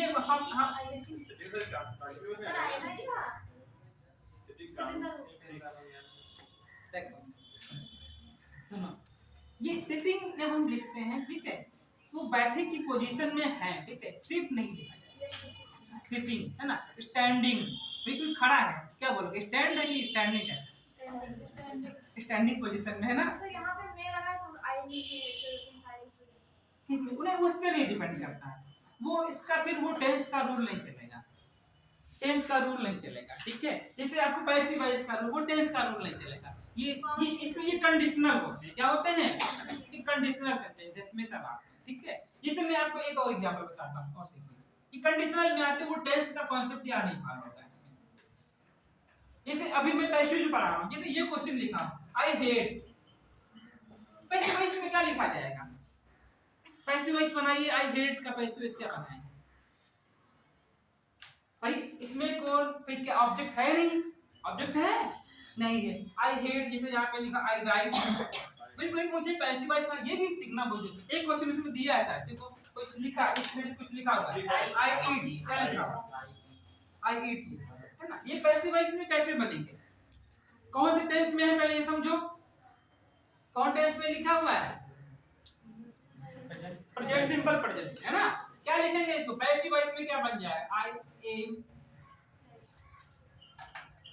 हेट की थर्ड फॉर्म क्या लिखेंगे? हेट, आई एम हेट, बस इतना। हेट हेटेड क्या थर्ड फॉर्म क्या लिखोगे? इसे राइट लिखा क्या लिखोगे? आई एम हेटेड, ये पैसिव बन जाएगा। ठीक है, ये क्या लिखा जाएगा? I am hated. देखो उसमें कौन सा ऑप्शन लिखा है? नहीं लिखा है ये वाला ऑप्शन। तो इस तरह से बन जाएगा इसका पैसिव। कोई पूछता है एक पैसिव इंपरेटिव सेंटेंस पढ़ा रहा था भी, इसको भी नोट कर लीजिए, बहुत बार पूछा था डू इट, ये भाई इस वाले रूल से बनेगा। डू इट का पैसिव भी लिख दीजिए। ये सेंटेंस पूरा है डू इट, इसको पैसिव इसमें क्या लिखेंगे? हाँ लेट से बनेगा, लेट से ना। क्या लिखा जाएगा? लेट। अब ऑब्जेक्ट क्या है इसमें? ये ऑब्जेक्ट है, ये क्या है भाई? वर्ब है ना। क्या लिखा जाएगा? लेट इट बी, डू की थर्ड फॉर्म डन। यहीं पे छोड़ दीजिए बस। लोग जो गांव में जब हम लोग चलते हैं कहीं कुछ पूछते, गांव के पढ़े लिखे लोग होते हैं ना, कुछ लोग वो पूछ लेते हैं बताओ डू इट का पैसे बताओ। ये हर चीज लोग कहीं कहीं पे देखते हैं तो बोले डू इट का पैसे बताओ, तो ये डू इट का पैसे बनता है। इंग्लिश का नाम ले लेंगे तो पंडित दो चार डू इट का पैसे बताओ, क्योंकि बहुत छोटा दो वर्ड का लेटर का है, आप समझेंगे कि इतना पैसे वाइज हो पाएंगे इसका ये पैसे, क्योंकि ये इंपरेटिव सेंटेंस होता है ना। तो डू इट का लेट इट बी डन बस। और थोड़ा सा अगर ना वो सेटिस्फाई हो रहे तो यहाँ पे और भी जोड़ दीजिए बाई यू, लेकिन ये थोड़ा सा ट्रेंड में नहीं है, बाई यू नहीं लगाते सेंटेंस।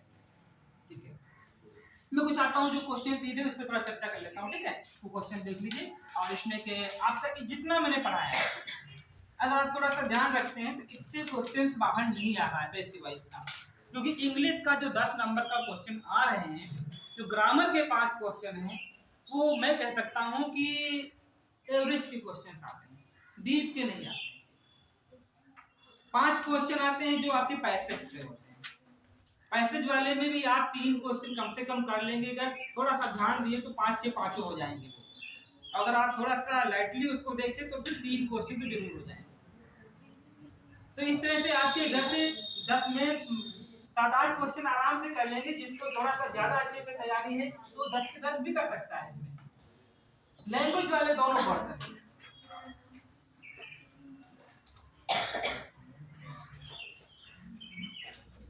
नेक्स्ट देखिए भाई, क्वेश्चन देखिए उसमें बताइए पहला क्वेश्चन क्या है। ठीक है ठीक है बता दो, जो नहीं हुए उनको बताओ, मैं पीडीएफ देता हूं। हाँ पहला हो गया ना। दूसरा वाला क्या लिखा? हिज बिहेवियर शॉक्ड मी। देखो इसमें भी क्या लिखा है? शॉक्ड मतलब होता है शौकी, आश्चर्यजनक करना, है ना।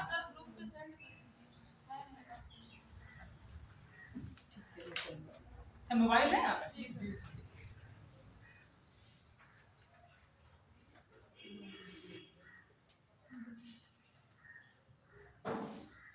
इसमें 2 अलग अलग है, एक में 1 नंबर से क्वेश्चन है, एक में दूसरे नंबर से।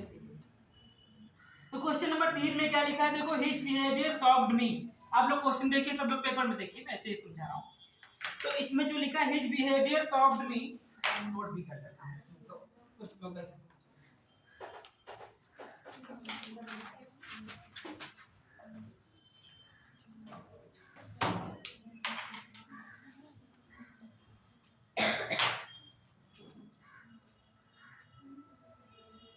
his behavior shocked me, ये लिखा हुआ। ठीक है, अब देखो इसमें ऑब्जेक्ट क्या है? सबसे पहले पैसिव वॉइस बना, कौन टेंस में लिखा है? देखिए टेंस कहाँ से पता चलता है? वर्ब से। कहाँ से चलता है? वर्ब से। और सेंटेंस कौन सा है? असर्टिव है। वर्ब कौन सी फॉर्म लिखी है? Second form. कौन सी फॉर्म लिखी है? मैं समझ गया, सिंपल पास्ट। सबसे पहले क्या लिखेंगे? ऑब्जेक्ट। ऑब्जेक्ट का क्या हो जाएगा यहाँ पे? और आई के साथ में भाई, अब इसमें जो पास्ट का है तो वाज वर ही लगेगा। आई के साथ में क्या लिखा जाएगा? I was. ठीक है, अब देखो थर्ड फॉर्म क्या लिखा जाएगी? सॉफ्ट की सॉफ्ट ही होती है। ठीक है, सॉफ्ट लिख देंगे तो क्या लिखा जाएगा? SHOEKED, soft. यहाँ पर कुछ क्वेश्चन कट गए होंगे, अगर आप उसमें आप देखिए इतने पर ही एक दो क्वेश्चन शायद कट रहे होंगे। कट रहे नहीं कट रहे? तो चांसेस अभी देखो मैंने पूरा क्वेश्चन नहीं हल किया है, कितने चांसेस बढ़ गए आपके सही होने के? भाई 4 ऑप्शन होते हैं, अगर कोई 2 ऑप्शन दे तो फिर कितनी अच्छी बात है कि नहीं? 3 हो गए तो हम और थोड़ा सा नजदीक आ गए अपने उत्तर के। अगर 2 बच रहे हैं तो फिर और पास आ गए। तो मतलब उसमें 50-50% चांस हो गया। तो सही है, जब तक कि आप उनको एलिमिनेट कर दीजिए, उन क्वेश्चन को जो बिल्कुल गलत लग रहे हो आपको, उनको आप पहले क्रॉस कर दीजिए। तुक्का लगाने का ये भी तरीका होता है। मान लीजिए आपको कोई ऐसा प्रश्न आ गया जिसमें 4 में एक ही आपको गलत आता है, लग रहा है कि ये गलत है, तो आप उसे पहले काटिए, क्योंकि गलत कट गया तो अब 3 बच गए, उसमें आप गेस लगाइए। वहां से गेस में आप भाई 33% जो हो गया उसमें गलत होने के चांसेस कम हो गए, 33% चांस उसमें गलत होने के कम हो गए। इस बात को ध्यान दीजिए। तो इसमें क्या, अब सॉफ्ट मतलब क्या हो गया? सॉफ्ट मतलब न्यूज होती है ना, कोई शॉकिंग न्यूज, तो सॉफ्ट अब कोई सुना होगा ना, सॉफ्ट एड, क्या लिखा जाएगा? सॉफ्ट एड है किसी में। और हिज बिहेवियर, उसके व्यवहार से। अब ऐसा बताओ, किसी ने कोई व्यवहार ऐसा तो कुछ है नहीं, बाई का मतलब होता है जो डायरेक्टली रूप से कुछ उसके थोड़ा होता है। कोई का व्यवहार अच्छा, मेरा कोई किसी का व्यवहार ऐसा नहीं है तो हमको फिजिकली थोड़ा कुछ परेशान कर रहा है, पर उसको हम देख देख के परेशान हो, है ना? है कि नहीं है? उसको मैं देख के परेशान हो रहा हूँ उसके व्यवहार से, तो क्या जाएगा? एट हिज है या फिर उसमें कोई, बस ये वाला है।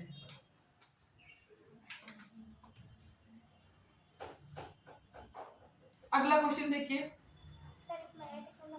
अच्छा, इसमें ये एक्चुअली देखो मैंने बताया था, टॉक, लाफ, नो, ये सब फिक्स प्रीपोजिशन होते हैं, ये उनके साथ में लगेगा ही ऐड। ठीक है, बाई क्योंकि यहाँ पे किसी का बिहेवियर के द्वारा, जैसे किताब हम पेन से लिखते हैं, कॉपी पर लिखते हैं पेन से द्वारा, घर कोई बनाता है तो हाथों का भी उसमें काम होता है भाई, ब्रिक्स को, सीमेंट को, और जो ईंट होते हैं उनको उठा उठा के रखेगा, लेकिन बिहेवियर को कोई कुछ ऐसा काम करेगा? बिहेवियर कुछ ऐसा नहीं कि कोई हमको मतलब धक्का देकर के बिहेवियर अपना घोषित करे, है कि नहीं? तो मैं इसका किसी का नेचर मुझे नहीं पसंद आ रहा है तो मैं दूर से मैं उसकी बातों से समझ जाऊंगा। ठीक है, तो ये बात होती है इसमें। तो ये इस तरह से इसमें ऐड लगे, कोई मुझ पर हंस रहा है तो मैं तुरंत, हमको इमेजिन हो जाता है, हम जान जाते हैं कि ऐसा मेरे पर ही हंस रहा है।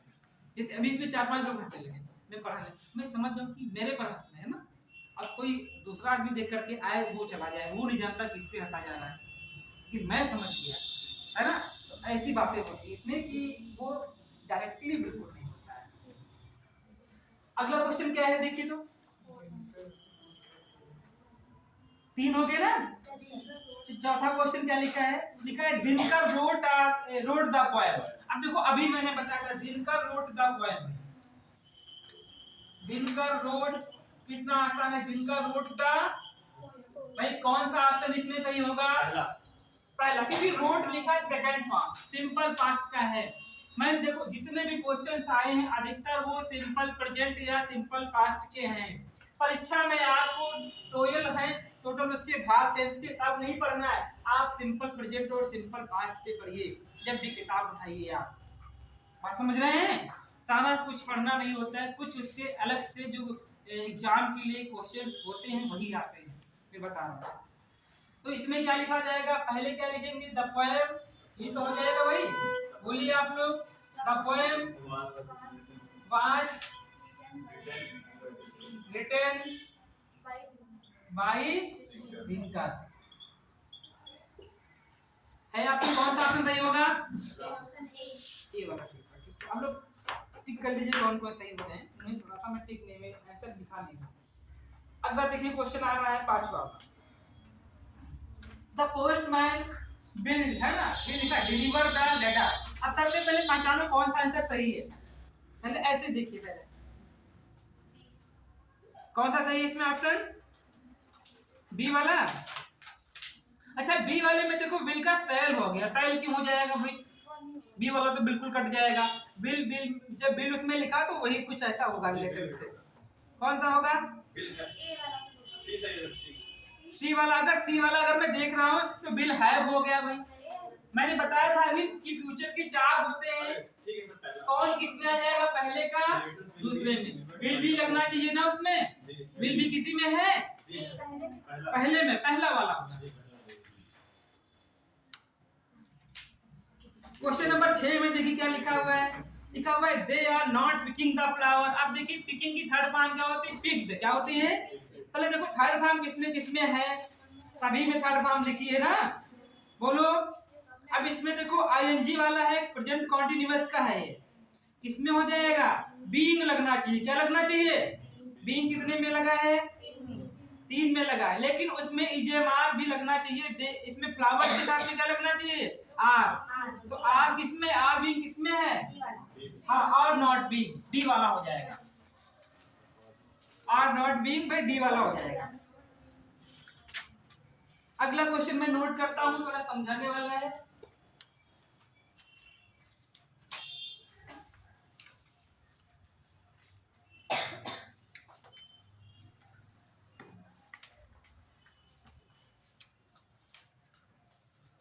अगला क्वेश्चन क्या लिखा है बताएं आप लोग, कौन सा है।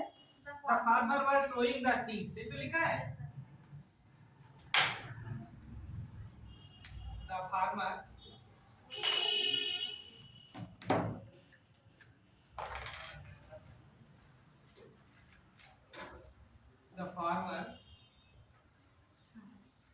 वर सोइंग द सीड्स, ये लिखा हुआ। ऑब्जेक्ट क्या, सबसे पहले देखो इसमें ऑब्जेक्ट लिखेंगे। ऑब्जेक्ट क्या लिखेंगे, द सीड्स पहले लिख देंगे। यहाँ पे आंसर क्या हो जाएगा, द सीड्स का सीड। अब देखिए वर लिखा हुआ है ना, तो ये भाई वर है, सीड्स लिखा तो वर तो लगेगा ही, क्योंकि यहाँ पे प्लूरल ऑब्जेक्ट आ रहा है ना, तो सीड्स तो इसमें वर तो रहेगा ही, और इसमें आईएनजी लगा है इसलिए बीइंग लग जाएगा। क्या लग जाएगा, बीइंग लग जाएगा। तो इसमें बीइंग हम लोग लिख देंगे बीइंग। अब बताइए सोइंग की थर्ड फॉर्म क्या होती है, हाँ, SOWS, और बाय द, भाई कौन सा ऑप्शन आ रहा है, सी। कौन सा सही है, बी वाला सही, जो भी सही, ये वाला हो गया आपका। हाँ इसे मिल नहीं ना, कौन सा ऑप्शन है, अच्छा बी, कोई लोग सी कह रहे हैं। क्वेश्चन नंबर 8वां, क्वेश्चन नंबर 8 देखिए क्या लिखा है, I must help the poor.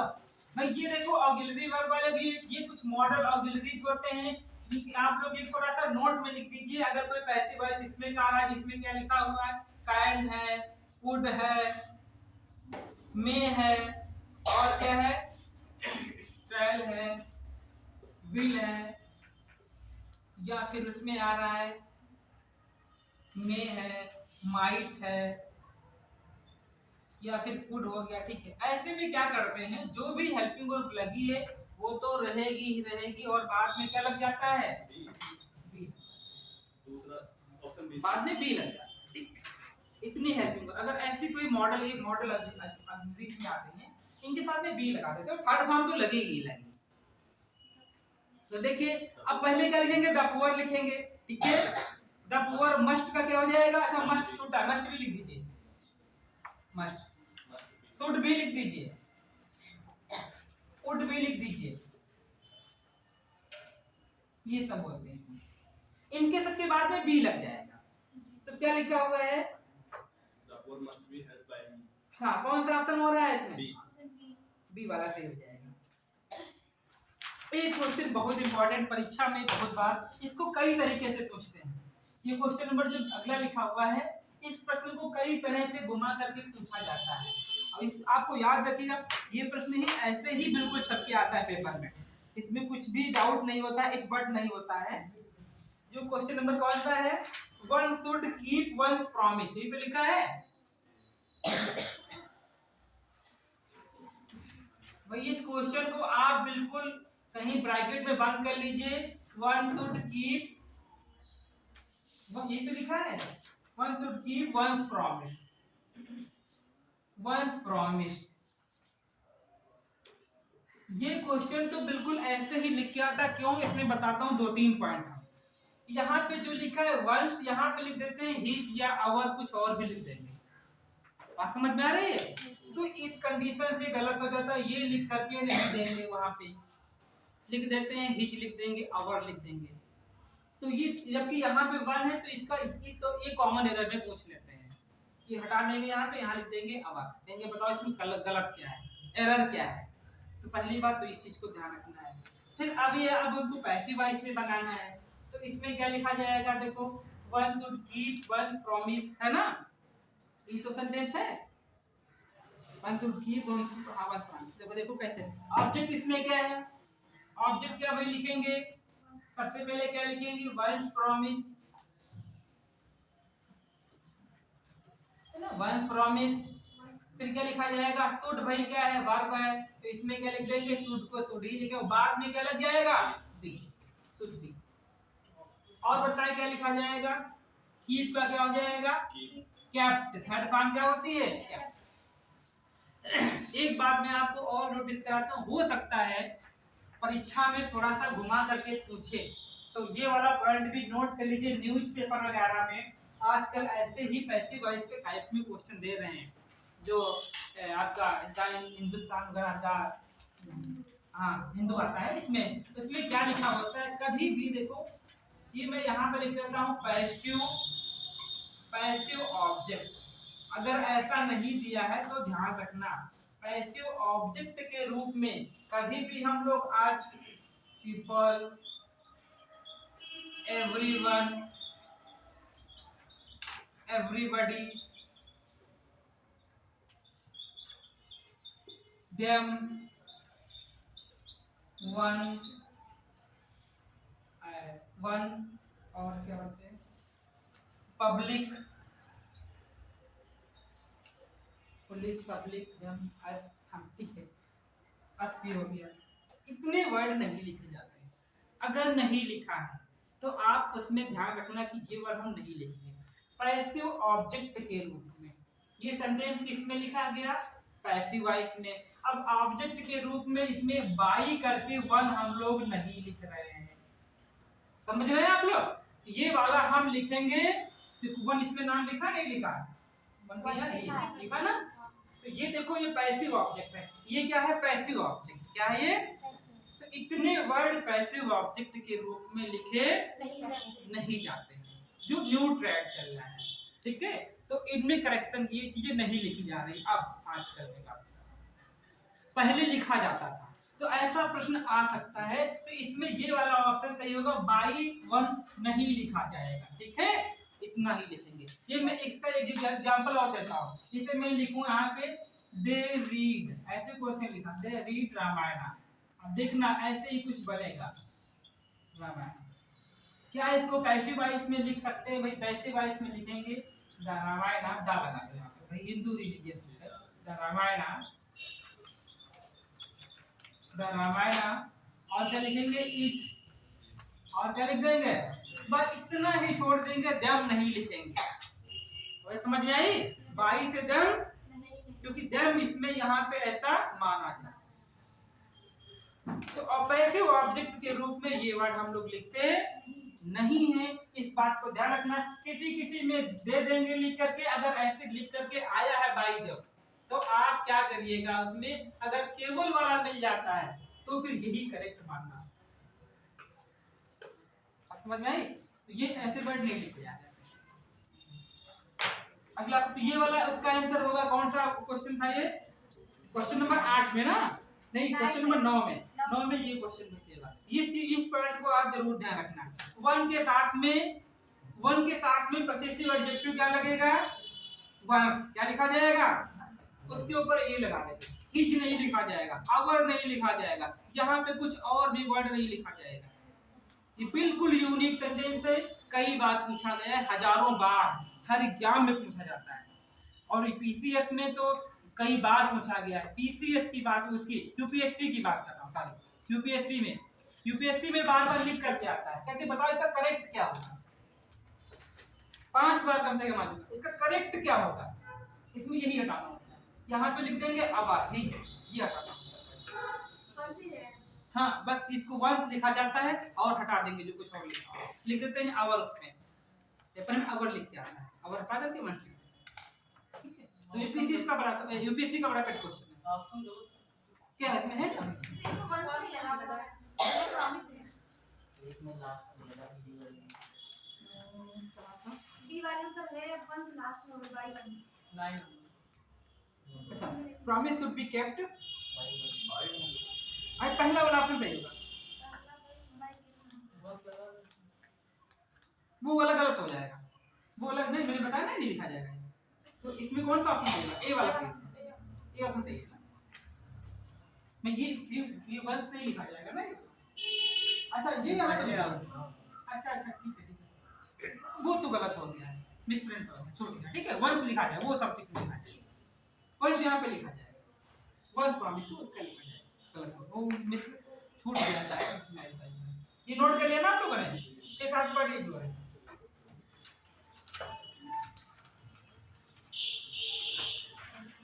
अगला देखिए क्वेश्चन कौन सा है, inform the police of the crime. तो इसमें ऑब्जेक्ट क्या है, ऑफ द क्राइम। हाँ देखो इसमें सेंटेंस क्या लिखा, inform the police of the crime, ये लिखा है।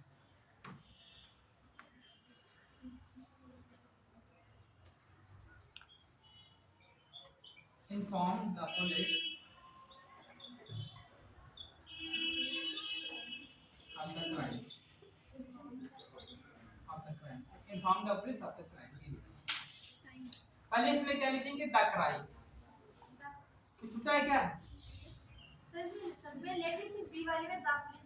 हाँ तो देखो इसमें पहली बात इन्फॉर्म क्या है, सूचना, वर्ब है, क्या है ये, भाई इन्फॉर्म किसी का नाम नहीं, सब्जेक्ट है नहीं, तो ये भाई वर्ब, ये तुम्हारा क्या वर्ब है, तो वर्ब है तो किससे बनेगा, लेट वाले का, लेट वाले से है कोई इसमें, 3 है। अच्छा तो उसके बाद में देखिए ये आपका हो जाएगा, इसमें क्या ऑब्जेक्ट है, ऑब्जेक्ट इसमें क्या है, 2 ऑब्जेक्ट है, inform the police of the crime, inform the police of the crime, सुनो पूरा ऑब्जेक्ट है, क्या है ये, पूरा ऑब्जेक्ट है, inform the police of the crime, पूरा क्या है, ऑब्जेक्ट।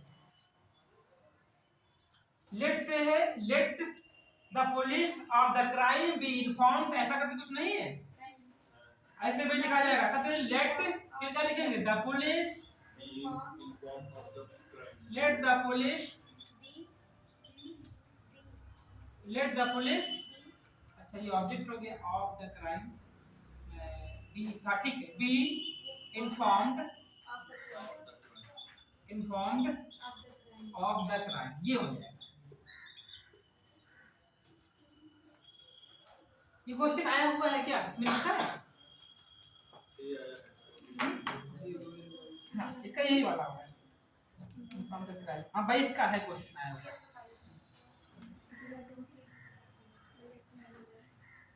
अगला क्वेश्चन है डोंट इंसल्ट द पुअर, कौन सा क्वेश्चन नंबर 9, 11 नंबर है, क्या लिखा है, डोंट इंसल्ट द पुअर। भाई ये देखो डोंट इंसल्ट द, ये कैसा सेंटेंस लिखा हुआ है, ये नेगेटिव का कैसा है, मतलब इंपरेटिव नेगेटिव है ना, कैसे बनेगा, ऑप्शन कौन सा सही होगा उसमें चेक कर लो, कौन सा ऑप्शन सही होगा पहले बताओ,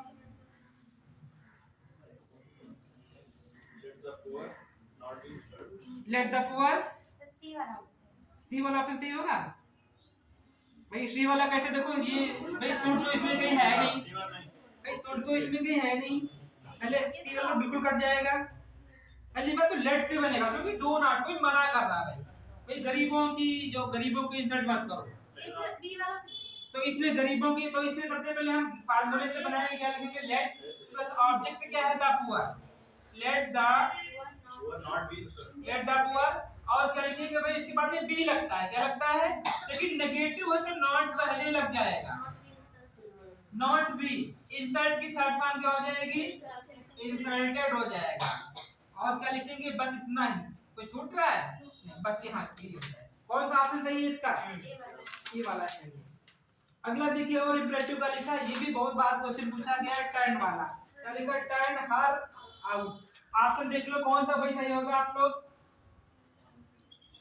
turn her out, turn her out. इसमें देखिए, इसमें भाई ऑब्जेक्ट इसमें क्या है, पहले सेंटेंस को बोर्ड पर देखिए आप लोग, इसमें ऑब्जेक्ट क्या है, आउट। भाई ऑब्जेक्ट नहीं होता है, आउट कहाँ, out in infinite place. Object क्या है, ठीक है। तो सबसे पहले क्या लिखेंगे, और टर्न मतलब क्या है, वर्ब है, वर्ब है और क्या ऑब्जेक्ट है, तो किससे बनेगा, लेट। फिर क्या लिखेंगे, हर लिखा जाएगा, फिर क्या लिख देंगे, बी। हर फॉर्म जाएगी टर्न की, टर्न हो जाएगा। और क्या लिख देंगे, आउट, फिर छूटा बस इतना। ये है कौन सा ऑप्शन सही है,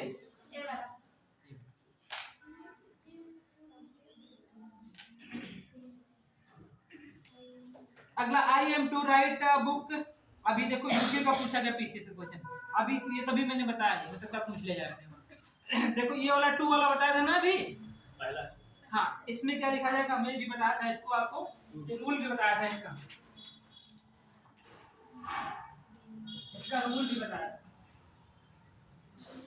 कौन सा ऑप्शन होगा इसमें बताएं आप लोग, कौन सा ऑप्शन, ए वाला। ए वाले की भाई कितने लोग हैं, ए वाले के पक्ष में सभी लोग, अच्छा कौन सा क्वेश्चन 12 नंबर है, 13 नंबर है। I am to write a book, अभी इसको मैंने बताया था जस्ट अभी ना, I am to write, I am to write a book. सबसे पहले क्या लिखेंगे, अ बुक लिख दीजिए, अ बुक। अब इसमें भाई सिंपल इच हो जाएगा भाई, अ बुक के साथ में क्या लगेगा, इच लगेगा। आई के साथ में क्या था, एम, इच हो जाएगा। टू लिख देंगे, वर्ब की थर्ड फॉर्म क्या हो जाएगी, अच्छा टू बी। ये भाई अलग रूल पे है रिटर्न। और क्या आ जाएगा, बाई। कौन सा ऑप्शन सही हो रहा है, अब देखो हु किल्ड, अभी देखो मैंने बताया था हु वाला क्वेश्चन आ गया ना, हु किल्ड द स्नेक, ये तो है, हु किल्ड द स्नेक। क्या लिखा जाएगा इसको, भाई देखो बाई होम से बनाएंगे तो बाई होम से लिख देंगे, बाई होम,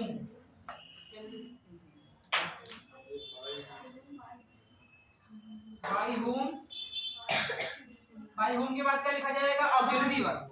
अब यहाँ पे किल्ड देखो सेकंड फॉर्म देखिए, कौन सी फॉर्म लिखी है भाई, क्या लग सकता है इसमें, वाज और वर, दो ही कंडीशन है। ऑप्शन कौन सा सही हो रहा है, बी वाला हो रहा है। तो भाई इसमें किल्ड के साथ में देखेंगे सब्जेक्ट क्या आ रहा है, और ये द स्नेक है ना, स्नेक के साथ में क्या, स्नेक एक ही तो है, तो क्या लगेगा, वाज।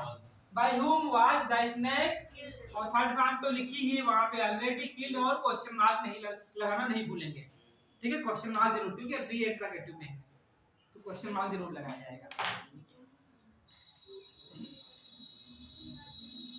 ये क्वेश्चन जो है थोड़ा सा बहुत ही ध्यान देना, अगला क्वेश्चन जो मैंने लिखा है वो बहुत आसान होता है, इसमें मैं नोट कर देता हूँ सभी देखिए। लास्ट क्वेश्चन है, और ये पहले बताओ किस टाइप का सेंटेंस है, किस टाइप का सेंटेंस है, परफेक्ट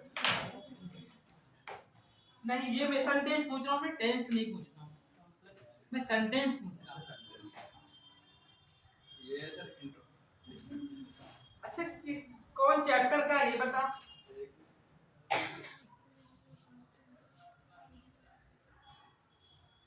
इंपरेटिव।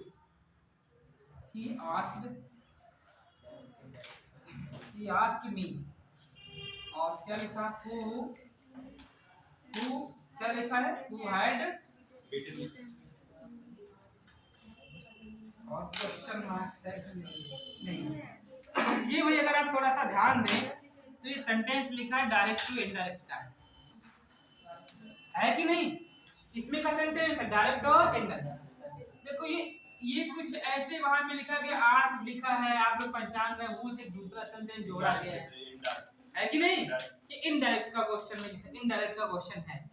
ये क्वेश्चन भी एक बार पूछा गया है, हो सकता है ऐसा भी पूछ ले। तो इसका बनाने का तरीका क्या होता है, बहुत ईजी है। आपको क्या देखना है, आपको पूरे सेंटेंस पे फोकस नहीं करना, आपको बस इतने पे ध्यान देना। ठीक है, पहला जो सेंटेंस इसमें क्या लिख देंगे हम लोग? सबसे पहले देखिए, इसमें जो मी लिखा हुई का सब्जेक्ट क्या हो जाएगा? अब इतना ये वर्ब कौन सी है? सेकंड फॉर्म, तो सिंपल पास्ट का है, तो क्या हो जाएगा? वाच, आई वाच, और बस यहीं से जोड़ दो, I watch who, I watch who, ये नहीं लिखा जाएगा, सब्जेक्ट नहीं लिखा जाएगा। I watch who had beaten, है कोई ऑप्शन? नहीं सर है कहाँ है sir? So I was asked नहीं अरे हाँ ठीक ठीक है, थोड़ा आज तो छूट ही गया ना, लिखा है वो तो लिखा जाएगा मेन।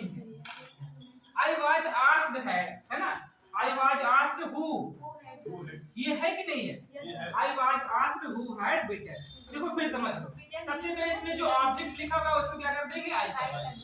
उसके अभी समझ लेंगे कि ये सिंपल पास्ट का, तो क्या लग जाएगा? वाज, फिर वर्ब तो वही लिखी जाएगी, और फिर ये सब्जेक्ट नहीं लिखेंगे। सर इसमें लिखा हुआ है मीन इसमें ऑप्शन रिटर्न भी है सर, इसमें ऑप्शन भी है। अच्छा, इस क्वेश्चन में भी तो है क्या? इसमें भी लिखा हुआ है। क्वेश्चन में नहीं है। हाँ तो वही है, क्वेश्चन में है तो लिखा है। नहीं मैं देखता हूँ क्या है। सर बाई नहीं, इसमें बाई नहीं रिटर्न नहीं है। बाई नहीं है वहाँ। सर रिटर्न भी। अच्छा बाई नहीं है, अच्छा ये क्वेश्चन में ही है पूरा ना, क्वेश्चन में है तो वही लिखा, उधर का तो सब पूरा लिखा जाएगा ना, वो मी लिखा जाएगा, यहाँ पे बाई नहीं है। ये इतना क्वेश्चन था पूरा ना, आधा क्वेश्चन थोड़ा छूट गया था मेरा लिखने में, तो ये कह जाएगा। ये समझ में आया नहीं आया? इसमें कुछ नहीं करना है, सिर्फ पहले ऑब्जेक्ट को लिख देना है, उसके अकॉर्डिंग बाद पर जो भी हेल्पिंग वर्ब होगी और उसको लिख के बाद वाला वैसे लिख देना है। ठीक है जो, ठीक है। अब लोग बताओ भी, और कोई डाउट इसमें कुछ ना हो, कोई रह गया कोई ना पूछो, डाउट तो ऐसे हो सकते हैं और लेकिन आप लोग पूछते नहीं।